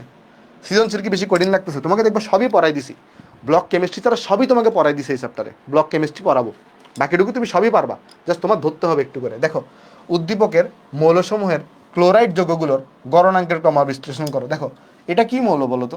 3s1, তাহলে এটা সোডিয়াম, এটা ম্যাগনেসিয়াম, এটা কি? এটা হচ্ছে অ্যালুমিনিয়াম। তো এদের যে ক্লোরাইড যৌগ, তাহলে এখানে কি আছে বলো? ক্লোরাইড যৌগগুলো কি? একটা হচ্ছে সোডিয়াম ক্লোরাইড, একটা হচ্ছে আমার কাছে ম্যাগনেসিয়াম ক্লোরাইড, একটা হচ্ছে আমার কাছে এখানে আছে অ্যালুমিনিয়াম ক্লোরাইড। যদি যদি ক্লোরাইড যৌগ না বলতো, ক্লোরাইড যৌগ না বলতো, যদি শুধু সোডিয়াম, শুধু ম্যাগনেসিয়াম, শুধু অ্যালুমিনিয়াম বলতো, তাহলে তুমি ব্যাখ্যা করতে ধাতব বন্ধন বন্ধন দিয়ে। কথাটা ভালো করে বুঝো। যদি তোমাকে ক্লোরাইড যৌগ না বলতো, যদি বলতো সোডিয়াম, ম্যাগনেসিয়াম, অ্যালুমিনিয়াম, তাহলে তুমি এক্সপ্লেন করতে কি দিয়ে? শুধুমাত্র ধাতব বন্ধন দিয়ে। কিন্তু এখানে বলে দিচ্ছে ক্লোরাইড যৌগ। ক্লোরাইড যৌগগুলো কি বলতো এখানে? এগুলো কি আয়নিক নাকি সমযোজী বলতে পারবা? এই যে এই যৌগগুলো, এগুলো কি আয়নিক নাকি সমযোজী? তুমি বলবো ভাই এগুলো তো আয়নিক যৌগ, কারণ প্লাস মাইনাস আছে। তাহলে আয়নিক যৌগ হলে এগুলো কি দিয়ে ব্যাখ্যা করবা? পোলারাইজেশন দিয়ে ব্যাখ্যা করবা। এটার যে গণনাঙ্কের ক্রম, এটা দিয়ে কি দিয়ে এক্সপ্লেন করবা? পোলারাইজেশন দিয়ে এক্সপ্লেন করবা। ভালো করে বুঝো। তোমাকে যদি বলতো যে এই কথাটা লেখা না থাকতো, যদি এই কথাটা লেখা না থাকতো, যদি বলতো যে শুধু উদ্দীপকের মৌলগুলোর গণনাঙ্কের ক্রম আলোচনা করো, তাহলে ব্যাখ্যা করতে কি দিয়ে? ধাতব বন্ধন দিয়ে পড়াইছিলাম, মনে আছে? ধাতব বন্ধন দিয়ে পড়াইছিলাম, পর্যায়ভিত্তিক ওই যে গণনাঙ্ক স্ফুটনাঙ্কের ক্রম। বাট ক্লোরাইড যৌগ বলার কারণে ব্যাখ্যা করবা পোলারাইজেশন দিয়ে। বলো বুঝছো কিনা? ক্লোরাইড যৌগ বললে পোলারায়ন দিয়ে ব্যাখ্যা করবা বা পোলারাইজেশন দিয়ে ব্যাখ্যা করবা। বলো বুঝছো কিনা? জটিল যৌগ গঠন পড়াবো 23 নম্বর, জটিল যৌগ গঠন পড়াবো 24 আর 25 নম্বর লেকচারে। তারপর ডি ব্লকে দেখো বলতেছে কি, গ্রাফ চিত্রের সি বিন্দুতে নির্দেশিত অ্যাসিডের পটাশিয়াম এবং ক্যালসিয়াম লবণের পটাশিয়াম, আচ্ছা সি বিন্দুতে কি আছে? দেখো সি বিন্দুতে কি আছে? সি বিন্দুতে HBr আছে, সি বিন্দুতে আছে HBr। তো পটাশিয়াম এবং ক্যালসিয়াম লবণের মধ্যে কোনটা অধিক আয়নিক? তাহলে এই অ্যাসিডের, তাহলে পটাশিয়াম অ্যাসিডের লবণ কোনটা? KBr। আর এটার লবণ কোনটা? Calcium Br2। দেখো কোয়েশ্চনটা বুঝতে পারছো কিনা? কোয়েশ্চন কি বলছে? গ্রাফ চিত্রের যে সি বিন্দুতে যে অ্যাসিডটা আছে তার পটাশিয়াম এবং ক্যালসিয়াম লবণ, তাহলে অ্যাসিডের মধ্যে আছে HBr, তাহলে ওই HBr এর পটাশিয়াম আর ক্যালসিয়াম লবণ কোনটা? KBr আর CaBr2। এগুলোর মধ্যে কোনটা অধিকতর আয়নিক? আচ্ছা অধিকতর আয়নিক, অধিকতর সমযোজী, এরকম কথা যখনই তোমারে বলবে, তখনই তুমি কি দিয়ে এক্সপ্লেন করবা বলো তো? এটাকে এক্সপ্লেন করবা পোলারাইজেশন দিয়ে। কি দিয়ে এক্সপ্লেন করবা? পোলারাইজেশন দিয়ে এক্সপ্লেন করবা। আশা করি তুমি ব্যাখ্যা করতে পারবা জিনিসটা। আর এগুলো তো আয়নিক যৌগ, বুঝতেই পারতেছো। আচ্ছা ABCD এই যৌগগুলার স্ফুটনাঙ্কের তারতম্যের কারণ একটু আগে এক্সপ্লেন করে আসছি না, যে এ জিনিসটা কি বলতো? এ জিনিসটা হচ্ছে HF, আর বি জিনিসটা কি? বি জিনিসটা হচ্ছে HCl। এটার কারণটা কি বলতো? হাইড্রোজেন বন্ধন, হাইড্রোজেন বন্ধন। এগুলো তুমি ব্যাখ্যা করতে পারবা না। তুমি বলবা ব্যাখ্যাটা এভাবে করবা। দেখো ব্যাখ্যাটা এভাবে করবো, ব্যাখ্যাটার সময় এভাবে বলবা যে HF এর গলনাঙ্ক স্ফুটনাঙ্ক সব থেকে কম হওয়ার কথা ছিল। ব্যাপারটা হওয়া দরকার ছিল আণবিক ভর যত বাড়বে গলনাঙ্ক স্ফুটনাঙ্কের মান তত বাড়বে। কিন্তু একটা ব্যতিক্রম এখানে দেখা যায়, HF এর মধ্যে হাইড্রোজেন বন্ধন থাকার কারণে এর গলনাঙ্ক স্ফুটনাঙ্কের মান বিশালভাবে বৃদ্ধি পায়। কেন? কারণ HF এ হাইড্রোজেন বন্ধনটা হচ্ছে আন্তঃআণবিক হাইড্রোজেন বন্ধন, এবং এটা বিরাট আণবিক গুচ্ছ গঠন করে। এই বিরাট আণবিক গুচ্ছ গঠন করার কারণে HF এর গলনাঙ্ক স্ফুটনাঙ্কের মান সর্বোচ্চ হয়ে থাকে। এরপরে ক্রমান্বয়ে আণবিক ভর অনুসারে HCl, HBr এবং HI এর গলনাঙ্ক স্ফুটনাঙ্ক পরিবর্তিত হয়। এইভাবে করে তুমি এক্সপ্লেন করবা। বলো এটা বুঝতে পারছো কিনা? বলো এটা বুঝতে পারছো কিনা? আমাকে একটু কমেন্টে জানাও যে এই সিকিউটা বোঝা গেছে কিনা। এই সিকিউ কি তুমি বুঝতে পেরেছো জিনিসটা? এই সিকিউ আমাকে একটু বলো তো, এই সিকিউটা কি বুঝতে পারছো ভাই? ওকে, ভেরি গুড। তারপর যাই, বলো উদ্দীপকের Y এবং Z এর হাইড্রাইডের ভৌত অবস্থা ভিন্ন, তার উত্তরের পক্ষে যুক্তি দাও। Y কি জিনিস বলো তো? Y কি জিনিস? Y আছে 2 নাম্বার পর্যায়, গ্রুপ নাম্বার 16, তাহলে Y হচ্ছে অক্সিজেন। আর Z কি জিনিস? Z হচ্ছে সালফার। তাহলে এদের হাইড্রাইড, তাহলে অক্সিজেনের হাইড্রাইড কোনটা বলো তো? পানি। হাইড্রাইড মানে কি? হাইড্রোজেনযুক্ত যৌগ। আর এটার হাইড্রাইড কোনটা? H2S। এটার ভৌত অবস্থা ভিন্ন কেন? ওই হাইড্রোজেন বন্ধন দিয়ে ব্যাখ্যা করবা। হাইড্রোজেন বন্ধন দিয়ে ব্যাখ্যা করবা, আজকে পড়াইছি এটা। এগুলো ইজি জিনিস, এগুলো ইজি জিনিসপত্র। এগুলো তো সব থেকে ভালো হয় কি জানো? সব থেকে ভালো হয়, তোমাকে তো আমি 1-2 লাইনে বলে দিচ্ছি, মানে মেইন রিজন তুমি জানো। সব থেকে ভালো হয় আমাদের যে ACS এর যে সাইকেলের বইটা আছে, এগুলো প্রত্যেকটা সিকিউ সাইকেলের বই থেকে নেওয়া এবং এগুলো বিভিন্ন বোর্ডে আসা। এগুলো ডিটেল উত্তরগুলো একবার তুমি পড়ে নিও। মানে তুমি তার এক লাইন যদি আনসার বলে দাও, যে এক লাইনে যদি লিখে দাও যে হাইড্রোজেন বন্ধন থাকার কারণে এরকম হচ্ছে, তোমাকে তো ফুল মার্কস দিবা না। তো ফুল মার্কস পাওয়ার জন্য তোমাকে কিছু লেখা লিখতে হবে। তো কোন সিকোয়েন্সে কী লেখা, তুমি মেন কারণটা জানো, কোন সিকোয়েন্সে কী লেখা লিখতে হবে এটা জানার জন্য একটাবার তুমি বই রিডিং দিলেই হবে, মোর দ্যান এনাফ তোমার জন্য। তাহলে তোমার আইডিয়া হয়ে যাবে, বুঝতে পারতেছো? আমি যদি তোমাকে সব কোয়েশ্চন একদম ধরে ধরে টু জেড লিখতে থাকি, পুরো 1.5 ঘন্টা মিলে মাত্র দেখা যাবে আমি 2টা সিকিউ সলভ করতে পারছি, 3টা সিকিউ সলভ করতে পারছি। আমার দায়িত্ব কিন্তু তোমাকে ধরাই দেওয়া, বাকি দায়িত্ব কিন্তু তোমার, মানে নিজে নিজে লিখা। তারপর P2S এবং Q2S এগুলোর ভৌত অবস্থা ভিন্ন কেন পারবা, এগুলো হাইড্রোজেন বন্ধন ব্যাখ্যা করবা। তারপর বলো কিউ এবং আর এর অক্সাইড দুটির সমযোজী বৈশিষ্ট্যের ভিন্নতা ব্যাখ্যা করো। এগুলো তুমি কি করবে আমাকে একটা জিনিস বলো তো, এখানে দেখো N=3 দেওয়া, আর এগুলো যোজ্যতা স্তরের, তাহলে কিউ কি জিনিস, কিউ হচ্ছে সোডিয়াম হবে, আর এটা কি হবে, এটা হবে তোমার কাছে এখানে N=3s2, তাহলে এটা হবে ম্যাগনেসিয়াম। তাহলে এগুলোর যে অক্সাইড, তাহলে অক্সাইড কোনটা কোনটা হবে, একটা হচ্ছে সোডিয়াম Na2O, আর একটা হচ্ছে MgO। এগুলার সমযোজী বৈশিষ্ট্যের ভিন্নতা, তার মানে তুমি কী দিয়ে ব্যাখ্যা করবা বলো তো, তুমি ব্যাখ্যা করবা পোলারাইজেশন দিয়ে। কী দিয়ে ব্যাখ্যা করবা, পোলারাইজেশন দিয়ে ব্যাখ্যা করবা। সো পোলারাইজেশন দিয়ে ব্যাখ্যা করে তুমি জিনিসটা পারবা।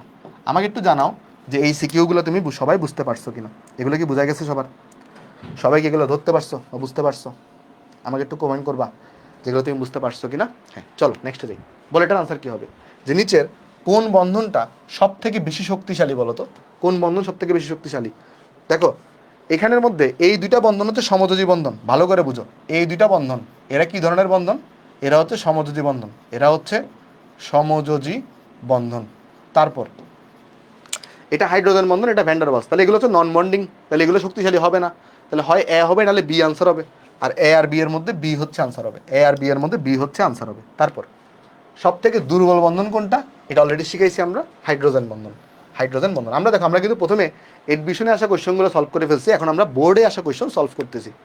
ওকে, কোনটাতে সমযোজী বন্ধন অনুপস্থিত, কোনটাতে সমযোজী বন্ধন নাই দেখো তো, ক্যালসিয়াম ফ্লোরাইড। ক্যালসিয়াম ফ্লোরাইড হচ্ছে আয়নিক যৌগ, ক্যালসিয়াম ফ্লোরাইড কি যৌগ, আয়নিক যৌগ, তাহলে এখানে সমযোজী বন্ধন নাই। ক্যালসিয়াম ফ্লোরাইড হচ্ছে আয়নিক যৌগ। বেরিয়াম ক্লোরাইড কখনো আয়নিক যৌগ হয় না, কেন হয় না আজকেই পড়াবো। বেরিয়াম ক্লোরাইড কেন আয়নিক যৌগ হয় না আজকেই পড়াবো।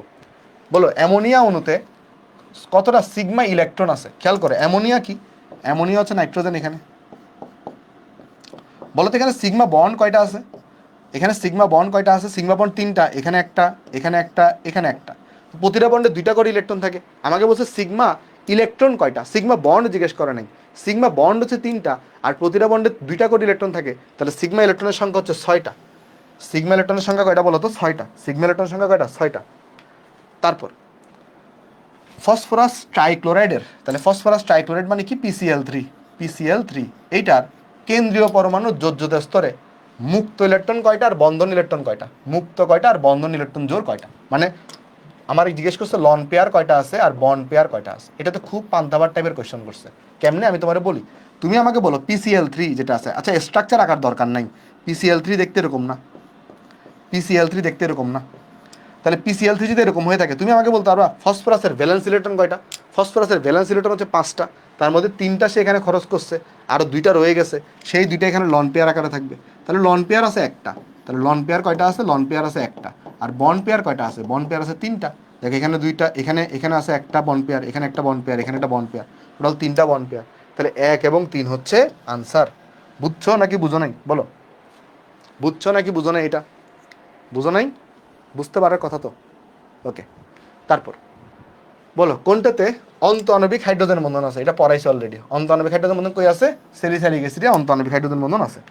তারপর কোনটা সঠিক, সঠিক জিজ্ঞেস করছে, সঠিক, সঠিক দেখো সঠিক কি, ওই এটা সঠিক না, এটা ভুল, এটা ভুল। অম্লত্ব 6, এটাও ভুল।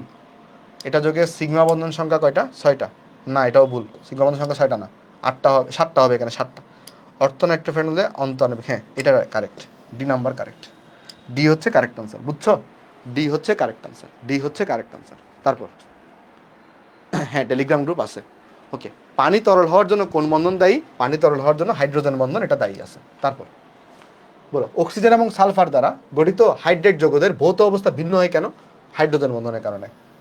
একটা H2 এবং H2S এগুলোর ভৌত অবস্থা ভিন্ন কারণে জিজ্ঞেস করছে। বলছে নির্ণয়ের কোন যৌগটি সব থেকে বেশি শক্তিশালী হাইড্রোজেন বন্ধন গঠন করে। দেখো নির্ণয়ের কোন যৌগটি সব থেকে বেশি শক্তিশালী হাইড্রোজেন বন্ধন গঠন করে, বলতে পারবা কোনটা হবে এখানে, দেখো ভালো করে বুঝো, ভালো করে বুঝি আসো, ভালো করে বুঝি। ফার্স্টে ইথানল দেখো, ইথানল কীরকম?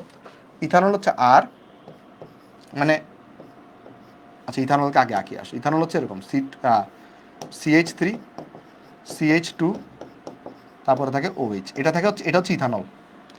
আর ইথানোয়িক অ্যাসিড কোনটা? CH3 তারপরে C ডাবল বন্ড ও, তারপর এখানে থাকে O, এখানে থাকে H। আর ওয়াটার কীরকম? ওয়াটার হচ্ছে পানি এরকম। আর অ্যামোনিয়া তো বুঝতেছই তুমি। আচ্ছা বলো, এখানে ফার্স্ট অফ অল এই ডি নাম্বারটা প্রথমে বাদ যাবে। ডি নাম্বারটা প্রথমে বাদ যাবে। কেন বাদ যাবে ডি নাম্বারটা? কারণ আমরা সবাই জানি, ভালো করে বুঝাবো, আমরা সবাই জানি যে নাইট্রোজেন আর হাইড্রোজেনের মধ্যে যে হাইড্রোজেন বন্ধন থাকে তার থেকে অক্সিজেন আর হাইড্রোজেনের মধ্যে যে হাইড্রোজেন বন্ধন থাকে সেটা শক্তিশালী হয়। এটা তো সবাই বুঝতে পারতো। সাথে ডি নাম্বার যে আনসার হবে না, সবাই কি বুঝতে পারছো? একটু বলো তো, ডি নাম্বার যে আনসার হবে না এটা কি সবাই বুঝতে পারছো? ডি নাম্বার যে আনসার হবে না, ডি নাম্বার যে আনসার হবে না আশা করি বুঝতে পারছো সবাই। এবার এই তিনটার মধ্যে আসি। তাহলে আমরা সবাই জানি যে তোমার অক্সিজেন আর হাইড্রোজেনের মধ্যে যে হাইড্রোজেন বন্ধন থাকে এইটা নাইট্রোজেন আর হাইড্রোজেনের মধ্যে বন্ধন থেকে শক্তিশালী হয়। এখন দেখো এইখানেও কিন্তু অক্সিজেন আর হাইড্রোজেনের মধ্যে হাইড্রোজেন বন্ধন হবে, এই জায়গাতেও কিন্তু অক্সিজেন আর হাইড্রোজেনের মধ্যে হাইড্রোজেন বন্ধন হবে, এখানেও কিন্তু অক্সিজেন আর হাইড্রোজেনের মধ্যে হাইড্রোজেন বন্ধন হবে। এখন এই তিনটার মধ্যে কোনটা অধিক শক্তিশালী? এই তিনটার মধ্যে কোনটা অধিক শক্তিশালী বলো তো? এখানে ডাইমার কোথায় গঠিত হয়? এখানে ডাইমার কোথায় গঠিত হয় বলো তো? ডাইমার, ডাইমার কোথায় গঠিত হয় বলো তো? মনে রাখবা, ডাইমার যেখানে গঠিত হয়, মানে ধরো কথার কথা, এখানেও অক্সিজেন আর হাইড্রোজেনের মধ্যে হাইড্রোজেন বন্ধন, এখানেও অক্সিজেন মানে পাশাপাশি পাশাপাশি যোগের মধ্যে, মানে এটা যদি একটা ইথানল নাও এর পাশে যদি আরেকটি ইথানল রাখো তাহলে দেখবা এখানে পাশাপাশিগুলোর মধ্যে হাইড্রোজেন বন্ধন গঠিত হবে অক্সিজেন আর হাইড্রোজেনের মধ্যে। কিন্তু সব থেকে বেশি স্ট্রং হবে কোনটা? সব থেকে বেশি স্ট্রং হবে ইথানোয়িক অ্যাসিড। কেন? কারণ এখানে ডাইমার গঠিত হয়। ডাইমার থাকলে এটা অনেক বেশি হাইড্রোজেন বন্ধনটা শক্তিশালী হয়ে থাকে। কারণ ডাইমারের কারণে কি হয়? ডাইমারের কারণে আণবিক ভর ডাবল হয়ে যায়। ডাইমারের কারণে কি হয়? আণবিক ভরটা ডাবল হয়ে যায়, এই কারণে এটা শক্তিশালী হয়ে থাকে। বুঝছো? অ্যামোনিয়া হবে না কেন? এর রিজন হচ্ছে কি, অ্যামোনিয়ার মধ্যে কি থাকে? নাইট্রোজেন আর হাইড্রোজেনের মধ্যে আমার হাইড্রোজেন বন্ধন থাকবে, বাট এটা তো আরও শক্তিশালী হয়, তাই না? তাই এই তিনটার মধ্যে যে কোনো একটা হবে, ডি নাম্বার হবে না আনসার। বুঝতে পারছো সবাই নাকি বুঝো নাই বলো তো একটু করে? বুঝতে পারছো সবাই এটা? হ্যাঁ ঠিক আছে, এমসিকিউ নোট করতে হবে না, এমসিকিউ প্র্যাকটিস করার জন্য। তারপর বলো, অন্ত আণবিক এবং আন্ত আণবিক হাইড্রোজেন বন্ধনে অন্ত আণবিক এবং আন্ত আণবিকের জন্য কোন তথ্যটা ঠিক? H2O এখানে আন্ত আণবিক হাইড্রোজেন বন্ধন ঘটে, এটা ঠিক, এটা ঠিক। সি নাম্বারটা হচ্ছে এখানে ঠিক। কি হইলো? নেট চলে গেল কেন? দাঁড়াও একটা সেকেন্ড। আচ্ছা আসছে আবার।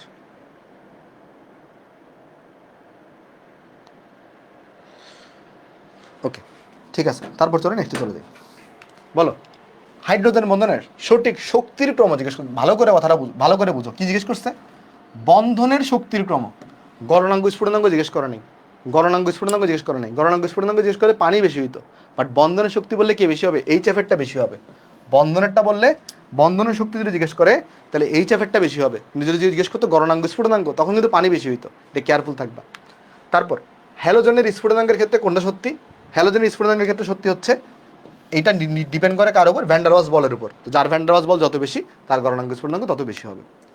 তারপরে কোন যৌগ হাইড্রোজেন বন্ধনের ফলে সবচেয়ে বড় আণবিক গুচ্ছ তৈরি করে? এই যে পানি, দেখো এখানে হাইড্রোজেন বন্ধন এখানে থাকে, তাহলে কি করবে? সেখানে বড় আণবিক গুচ্ছ কিন্তু তৈরি করবে।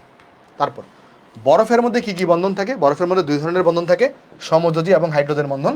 এই দুইটা এখানে বন্ধন এখানে থাকে। আমাকে একটু জানাও যে এতটুকু এখানে সবাই বুঝতে পারছি কিনা? আমরা এতটুকু সবার ক্লিয়ার? যা যা পড়ছি ওকে ক্লিয়ার। তাহলে আমাদের এখন ব্লক কেমিস্ট্রি শুরু হবে। আচ্ছা আমরা সবাই 10 সেকেন্ড, আমরা 30 সেকেন্ড আমরা রেস্ট নিই, এরপর আমরা ব্লক কেমিস্ট্রি শুরু করবো। আগে আমি তোমার সাথে কিছু কথা বলি। তাহলে তাহলে তোমরা একটু আমাকে বলো, এস ব্লক মৌল কাকে বলে? এগুলো তোমাদেরকে পড়াইছিলাম না একদম শুরুর দিকে? সবার কি এগুলো মনে আছে? এস ব্লক মৌল কাকে বলে সবাইকে পড়াইছিলাম না? হ্যাঁ, এস ব্লক মৌল জিনিসটা কি? এস ব্লক মৌল হচ্ছে যে সকল মৌলের শেষ ইলেকট্রন যদি এস অরবিটালে প্রবেশ করে তাহলে তাদেরকে আমরা বলি এস ব্লক মৌল। তার মানে এস ব্লক মৌলের মানে সংজ্ঞা কি? যদি কোনো মৌলের শেষ ইলেকট্রন এস অরবিটালে প্রবেশ করে তাহলে তাকে বলে এস ব্লক মৌল। বলতে পারবা এস ব্লক মৌলের সংখ্যা কয়টা আছে? এস ব্লক মৌলের সংখ্যা কয়টা আছে? 14টা আছে। এস ব্লক মৌল কয়টা হয়ে থাকে বলো তো? 14টা হয়ে থাকে। এস ব্লক মৌলের সংখ্যা কয়টা বলো তো? এস ব্লক মৌলের সংখ্যা হয়ে থাকে 14টা। এস ব্লক মৌলের সংখ্যা হয়ে থাকে কয়টা? 14টা হয়ে থাকে। আমরা সবাই জানি গ্রুপ 1-এ যারা আছে সবাই এস ব্লক মৌল, আবার গ্রুপ 2-তে যারা আছে তারাও এস ব্লক মৌল, এবং হিলিয়াম এটাও কিন্তু এস ব্লক মৌল। আর গ্রুপ 1-এর মধ্যে হাইড্রোজেন বাদে বাকিরা যারা থাকে তারা হচ্ছে ক্ষার ধাতু। হাইড্রোজেন কি ক্ষার ধাতু বলো তো? হাইড্রোজেন কি ক্ষার ধাতু? হাইড্রোজেন কিন্তু ক্ষার ধাতু না। হাইড্রোজেন ক্ষার ধাতু না, হাইড্রোজেন অধাতু। তার মানে ব্যাপারটা বুঝো, এস ব্লক মৌল কারা? এস ব্লক মৌল হচ্ছে গ্রুপ 1, গ্রুপ 2 আর হিলিয়াম, এই তিনটাকে নিয়ে এস ব্লক মৌল। বাট গ্রুপ 1-এর মধ্যে হাইড্রোজেন বাদে বাকিদেরকে আমরা বলি ক্ষার ধাতু বা অ্যালকালি মেটাল। এখন তোমার একটা প্রশ্ন আসতেই পারে যে ভাই এখানে আমরা দুটো জিনিস দেখতেছি, গ্রুপ 1-এর মৌলগুলোকে বলে ক্ষার ধাতু আর গ্রুপ 2-এর মৌলগুলোকে বলে মৃৎক্ষার ধাতু। এরকম কেন ভাই? দেখাচ্ছি দেখো। তুমি যদি গ্রুপ 1-এ যাও, গ্রুপ 1-এর যে কোনো মৌলকে তুমি নাও না কেন, যে কোনো একটা মৌলকে তুমি নাও, ধরো কথার কথা তুমি লিথিয়ামকে নিলা, ধরো তুমি এখানে লিথিয়ামকে নিলা, লিথিয়ামকে তুমি যদি পানির সাথে বিক্রিয়া করাও, কি করো, লিথিয়ামকে যদি তুমি পানির সাথে বিক্রিয়া করাও তাহলে কি উৎপন্ন করবে জানো? উৎপন্ন করবে এখানে লিথিয়াম হাইড্রোক্সাইড এবং সেখানে হাইড্রোজেন গ্যাস তৈরি করবে। তাহলে 2 মোল লিথিয়াম হাইড্রোক্সাইড এবং হাইড্রোজেন গ্যাস সেখানে তৈরি করে। এবার তুমি আমাকে বলো তো এই জিনিসটা কি ক্ষার নাকি অ্যাসিড? দেখো এটা কি ক্ষার নাকি অ্যাসিড? অ্যাসিড নাকি বেস? এটা হচ্ছে বেস। তার মানে এই যে লিথিয়াম, এরা ধরো সোডিয়ামকে তুমি চিন্তা করো, ধরো 2 মোল সোডিয়ামকে তুমি নিছো, তাকে ধরো তুমি পানির সাথে বিক্রিয়া করাচ্ছ, তাহলে কি তৈরি করবে এখানে? এখানে হচ্ছে তৈরি করবে 2 মোল সোডিয়াম হাইড্রোক্সাইড। আমরা কিন্তু আমাদের চ্যাপ্টারের লাস্ট টপিকে ঢুকে গেছি, আমরা কিন্তু আমাদের এই চ্যাপ্টারের লাস্ট পোর্শন যেটা আছে, লাস্ট পোর্শন অর্থাৎ ব্লক কেমিস্ট্রি, সেটাতে ঢুকে গেছি। আমাদের কিন্তু আর নতুন কোনো পড়া নেই। আমরা এখন ব্লক কেমিস্ট্রি খুবই সোজা, বাট ব্লক কেমিস্ট্রিতে অনেকগুলো বিক্রিয়া আছে, অনেক কিছু আছে।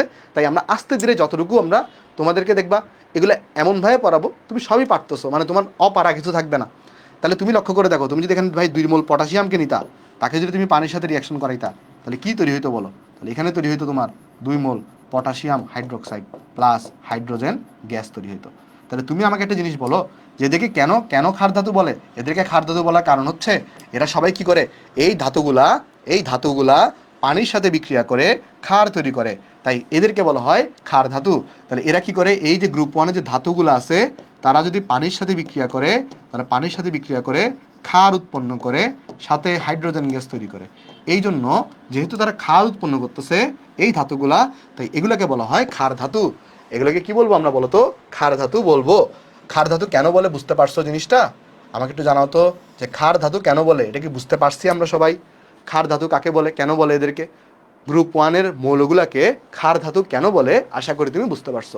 এইবার আসা যাক যে ভাই গ্রুপ 2-গুলাকে ক্ষার ধাতু না বলে মৃৎক্ষার ধাতু কেন বলে, চলো দেখাই আসো। দেখো গ্রুপ 2 যেগুলো আছে, গ্রুপ 2-এর যে মৌলগুলো আছে, এরাও কিন্তু এই যে গ্রুপ 2-এর যে ধাতুগুলো থাকবে, এরাও যদি পানির সাথে রিয়াকশন করে তাহলে দেখবা এখানে ক্ষার উৎপন্ন করে। যেমন দেখাই আমি তোমায় কীরকম, ধরো একই সাথে আবার হাইড্রোজেনও কিন্তু তৈরি করবে।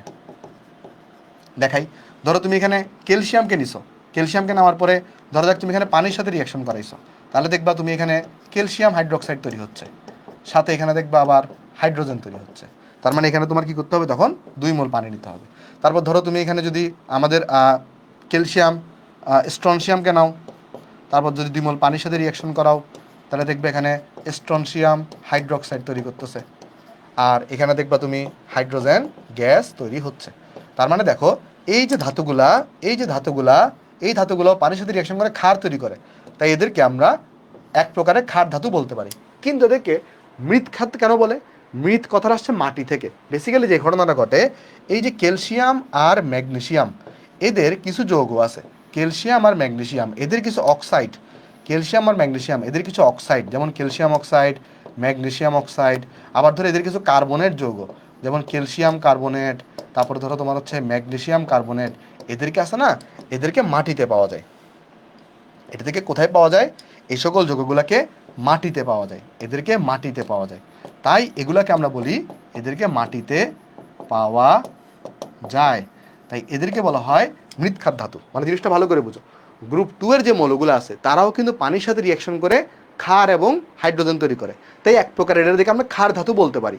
কিন্তু এদেরকে মৃৎক্ষার বলার কারণ হচ্ছে এদের যে যৌগগুলো থাকে, মানে ধরো গ্রুপ 2-এর যে দুইটা মৌল, ধরো ক্যালসিয়াম এবং ম্যাগনেসিয়াম, এদের কিছু যৌগ যেমন অক্সাইড যৌগগুলা, কার্বনের যৌগগুলা এদেরকে মাটিতে পাওয়া যায়। তাই আলটিমেটলি এরা যেহেতু গ্রুপ 2-এর অন্তর্ভুক্ত, তাই এদেরকে মাটিতে পাওয়া যায়, তাই এগুলোকে বলা হয় মৃৎক্ষার ধাতু। এই জন্য এগুলোকে কি বলে, এটাকে একটা স্পেশাল নাম দেওয়া হয়েছে, যেহেতু মাটিতে পাওয়া যাচ্ছে এদেরকে, এদের কিছু অক্সাইড আর কার্বনেটকে মাটিতে পাওয়া যাচ্ছে, তাই এটাকে বিশেষ নাম দেওয়া হয়েছে মৃৎক্ষার ধাতু। বুঝতে পারছো নাকি বুঝো নাই? মাটিতে পাওয়া যায় বলে এগুলোকে আমরা মৃৎক্ষার ধাতু বলি। এই যে এদের অক্সাইড এবং কার্বনেটকে মাটিতে পাওয়া যায়, তাই আলটিমেটলি পুরো গ্রুপটাকে এই জন্য নাম দেওয়া হয়েছে মৃৎক্ষার ধাতুর গ্রুপ। আমাকে একটু করে বলো এতটুকু তুমি বুঝা গেছো কি, বুঝতে পারছো কিনা? এতটুকু কি বুঝতে পারছো সবাই? একটু আমাকে জানাবা। এতটুকু? হ্যাঁ, ভেরি গুড। এইবার একটা ইনফরমেশন তোমাকে আমি বলে রাখি, এখানে যদি তুমি একটু চিত্রগুলো দেখো, এদের চিত্রগুলো একটু দেখানোর চেষ্টা করি। আসো দেখো, লিথিয়াম দেখতে এরকম হয়, সোডিয়াম দেখতে এরকম হয়, পটাশিয়াম দেখতে এরকম হয়, রুবিডিয়াম দেখতে এরকম হয়, ফ্রান্সিয়াম দেখতে এরকম হয়, আবার beryllium, magnesium, calcium, strontium, barium এবং রেডিয়ামগুলো দেখতে এরকম হয়। এগুলো কিন্তু চিত্র আঁকার দরকার নেই, চিত্র মুখস্থ রাখার দরকার নেই। এখান থেকে একটা ইনফরমেশন জাস্ট তোমাকে আমি জানাই রাখি।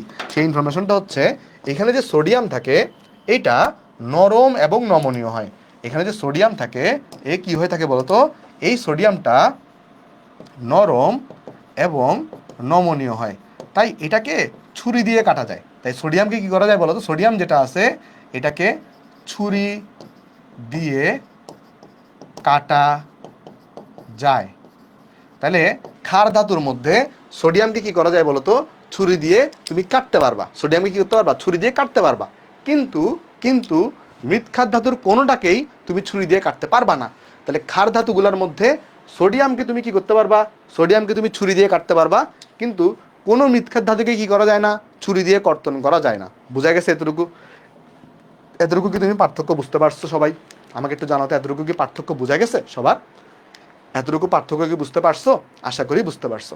ওকে, ভেরি গুড। তারপর চলো আমরা নেক্সটে চলে যাই। নেক্সটে এখন আমাকে একটা জিনিস তুমি বলো, সেটা হইলো আমরা যদি এদের বর্ণ নিয়ে আলোচনা করতে চাই, বর্ণ নিয়ে ডিসকাশন করবো। আসো, কে কি কালার দেখায় দেখো, ভালো করে বুঝি। আসো বলো তো, যারা গ্রুপে 1-এ থাকে তারা কি করে? গ্রুপ 1-এ যারা থাকবে, ধরো গ্রুপ 1-এ যারা থাকে তারা কি ধরনের আয়ন তৈরি করে? সোডিয়াম সেই ইলেকট্রন ছেড়ে দিতে চায়, সোডিয়াম প্লাস তৈরি করে। ধরো পটাশিয়াম সেই ইলেকট্রন ছেড়ে দিয়ে পটাশিয়াম প্লাস তৈরি করে। লিথিয়াম সেই ইলেকট্রন ছেড়ে দিয়ে লিথিয়াম প্লাস তৈরি করে। অন্যদিকে গ্রুপ 2-এ যারা থাকে, গ্রুপ 2-এ যারা থাকে তারা কয়টা করে ইলেকট্রন ছাড়তে চায়? 2টা করে। নিশ্চয় হয়ে গেছে ইলেকট্রোমিনাস লাভ করার জন্য। ধরো ম্যাগনেসিয়াম 2+, তারপরে ধরো তোমার হচ্ছে আমাদের ক্যালসিয়াম 2+, তারপরে ধরো তোমার হচ্ছে আমাদের এই বেরিয়াম 2+, এরকম কিন্তু 2+ তারা তৈরি করতে চায়। এইবার তুমি আমাকে একটা জিনিস বলো, এখানে কি কোনো ধরনের সিঙ্গেল ইলেকট্রন আছে কারোর মধ্যে? এই আয়নগুলোর মধ্যে কি কারোর মধ্যে সিঙ্গেল ইলেকট্রন থাকে? বলতে পারবা? এই আয়নগুলোর মধ্যে কারো কি সিঙ্গেল ইলেকট্রন থাকে?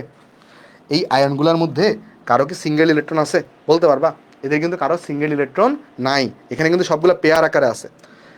এদিকে সবগুলো কি আছে বলো? এখানে পেয়ার আকারে আছে। এদিকে কিন্তু কারো কি নাই? সিঙ্গেল ইলেকট্রন নাই। এখানে কোনো কি থাকে না?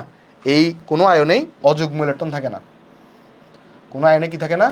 অযুগ্ম, অযুগ্ম মানে সিঙ্গেল ইলেকট্রন থাকে না, অযুগ্ম ইলেকট্রন থাকে না। একটা জিনিস মাথায় রাখবা, সিঙ্গেল ইলেকট্রন যদি কারো থাকে, যদি কারো কি থাকে?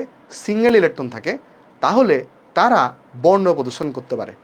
এটা আমরা পড়বো কোথায়? অবস্থান্তর মৌল মানে ডি ব্লক মৌলে পড়বো, এখন না। বাট যেহেতু এদের মধ্যে সিঙ্গেল ইলেকট্রন থাকে না, তাহলে আমরা এটা জেনে রাখবো যে এরা কি হয় এই জন্য বলো তো, এরা বর্ণহীন হয়। তার মানে এই যে গ্রুপ 1 আর গ্রুপ 2 এর যে মৌলগুলা, তাহলে মনে রাখবা গ্রুপ 1, 2 এর যে মৌল যেগুলো আছে, মৌল, এই মৌলগুলো কি হয়ে থাকে বলতো? এই মৌলগুলো বর্ণহীন হয়ে থাকে। এই মৌলগুলো কি হয়? এই মৌলগুলো বর্ণহীন হয়। কেন বর্ণহীন হয়?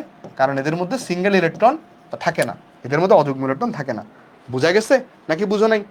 সিঙ্গেল ইলেকট্রন থাকলে বর্ণযুক্ত হয়। কেন হয় সেটা আমরা ডি ব্লকে পড়বো, এখন দরকার নাই, জাস্ট জেনে রাখো সিঙ্গেল ইলেকট্রন থাকলে হচ্ছে বর্ণযুক্ত হয়, সিঙ্গেল ইলেকট্রন না থাকলে হচ্ছে বর্ণহীন হয়। এটা একটু মাথায় রাখবা, কেমন?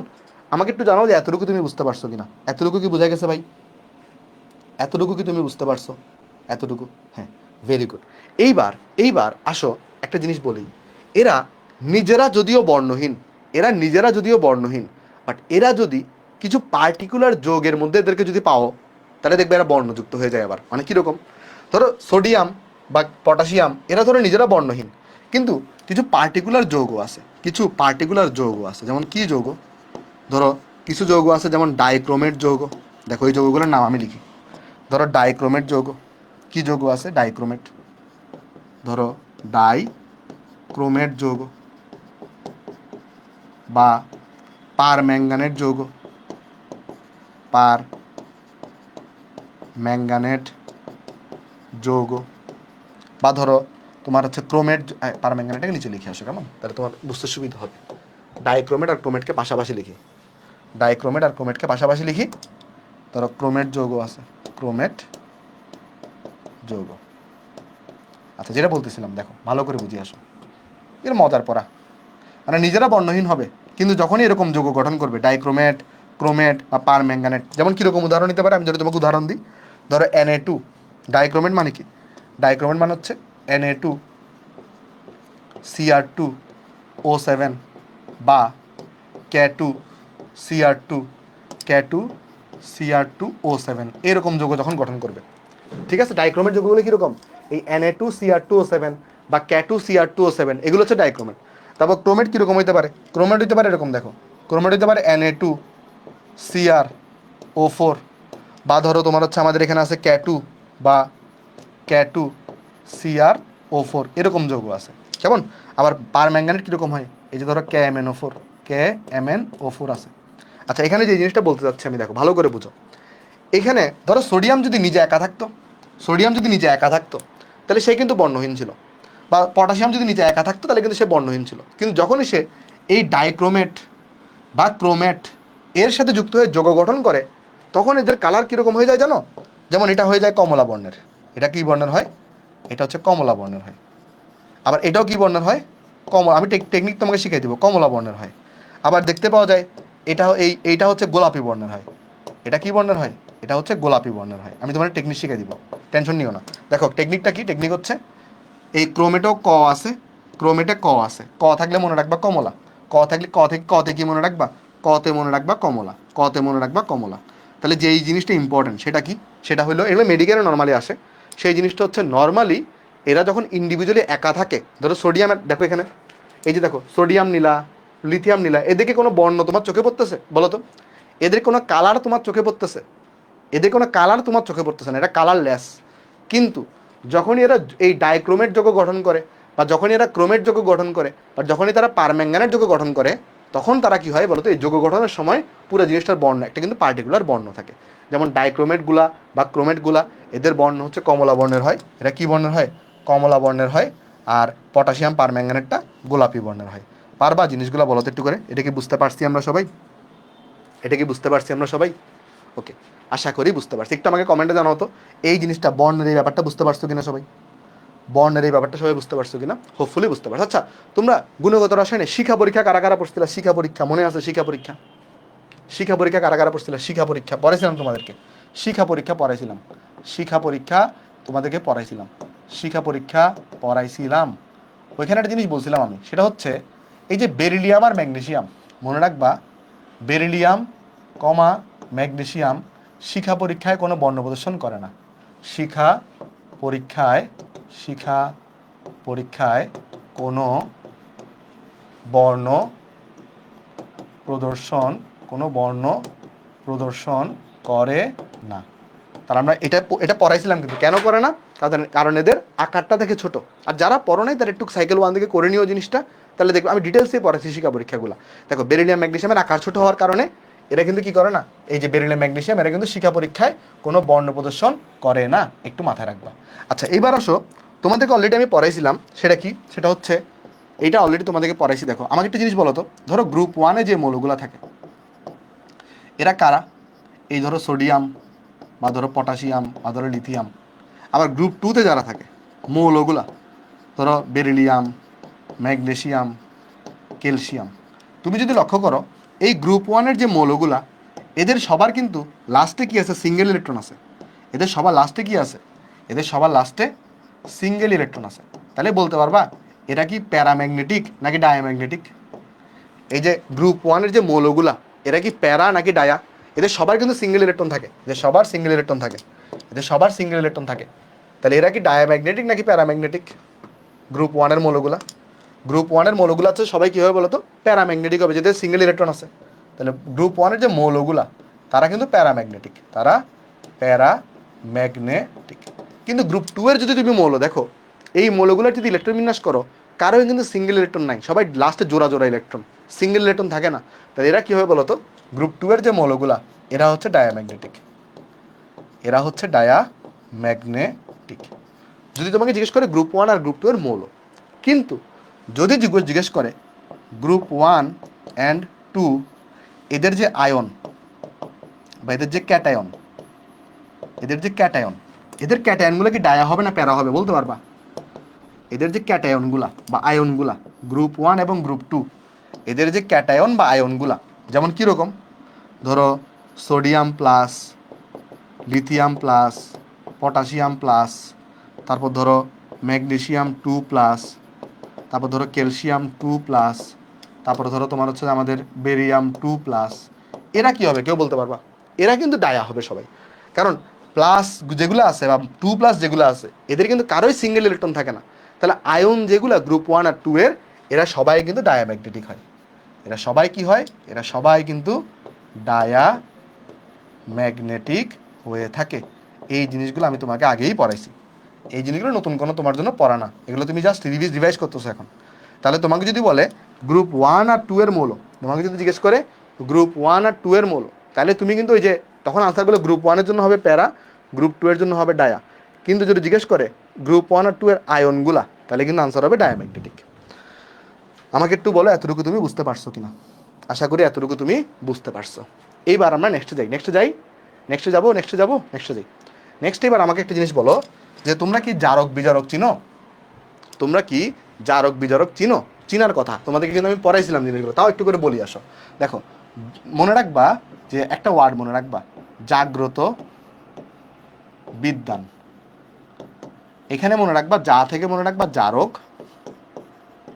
আর গ্রত থেকে মনে রাখবা গ্রহণ, আর বি থেকে মনে রাখবা বিজারক, আর দান থেকে মনে রাখবা ত্যাগ বা দান।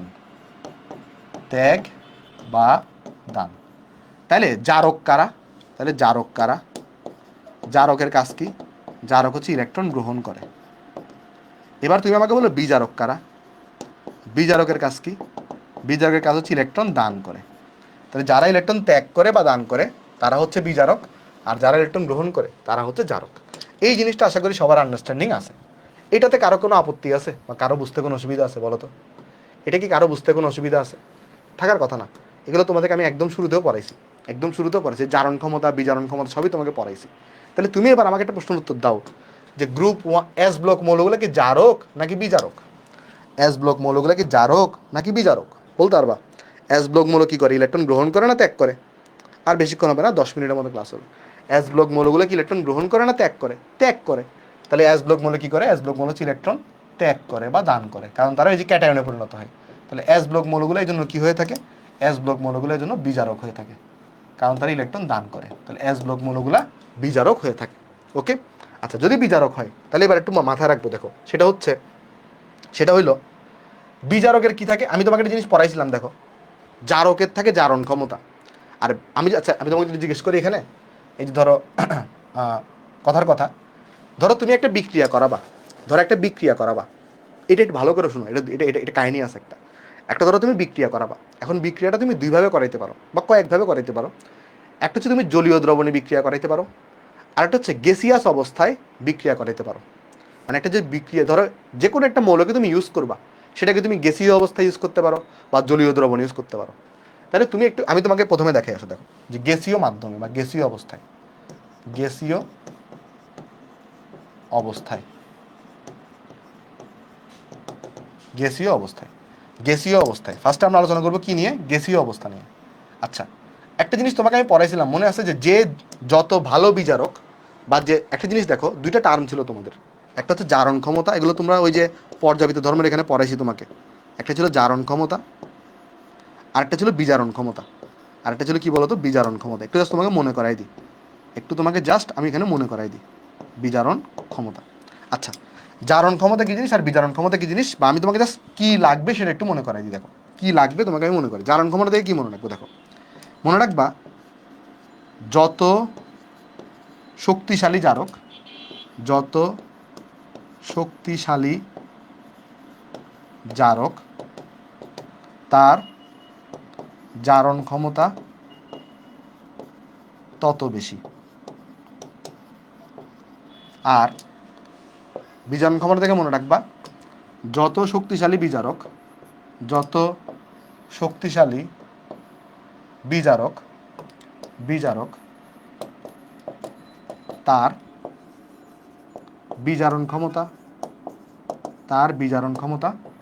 তার বিজারণ ক্ষমতা তত বেশি।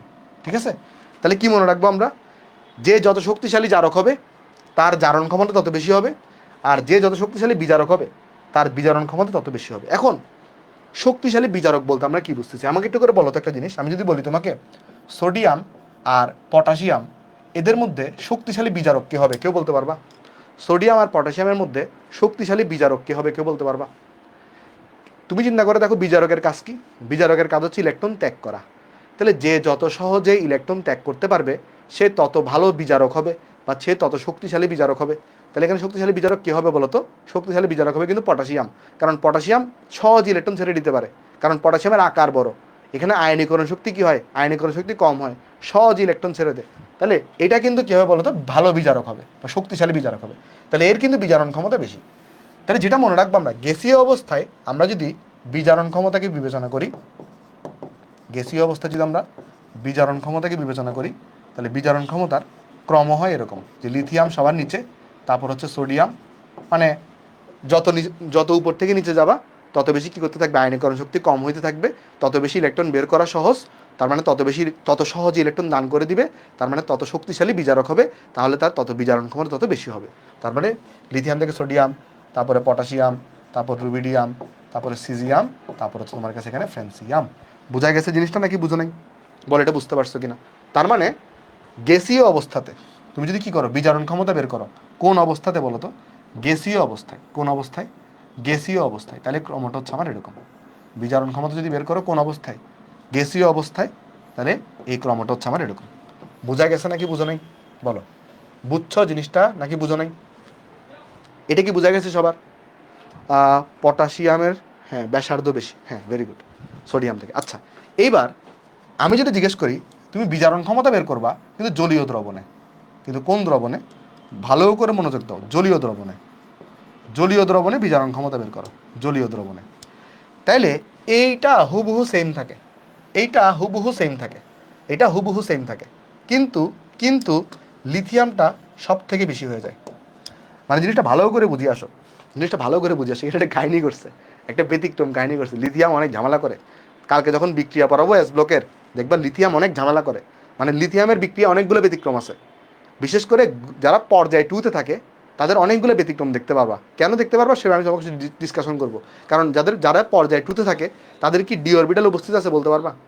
যারা দ্বিতীয় পর্যায়ে থাকে তাদের কি ডি অরবিটাল থাকে? তাদের কিন্তু ডি অরবিটাল থাকে না। তো তৃতীয় থেকে সবগুলো মোলে, ধরো তৃতীয়, চতুর্থ, পঞ্চম, ষষ্ঠ, সপ্তম সব পর্যায়ের মোলে কিন্তু ডি ব্লক থাকে, সরি ডি ব্লক বলতে ডি অরবিটাল থাকে।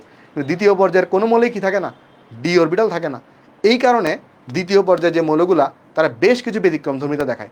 কারণ ডি ব্লক না থাকার কারণে, ডি অরবিটাল না থাকার কারণে তাদের কিন্তু আকারটা অস্বাভাবিক রকমের ছোট হয়, আর আকার ছোট হলে চার্জ ঘনত্ব অনেক বৃদ্ধি পায়।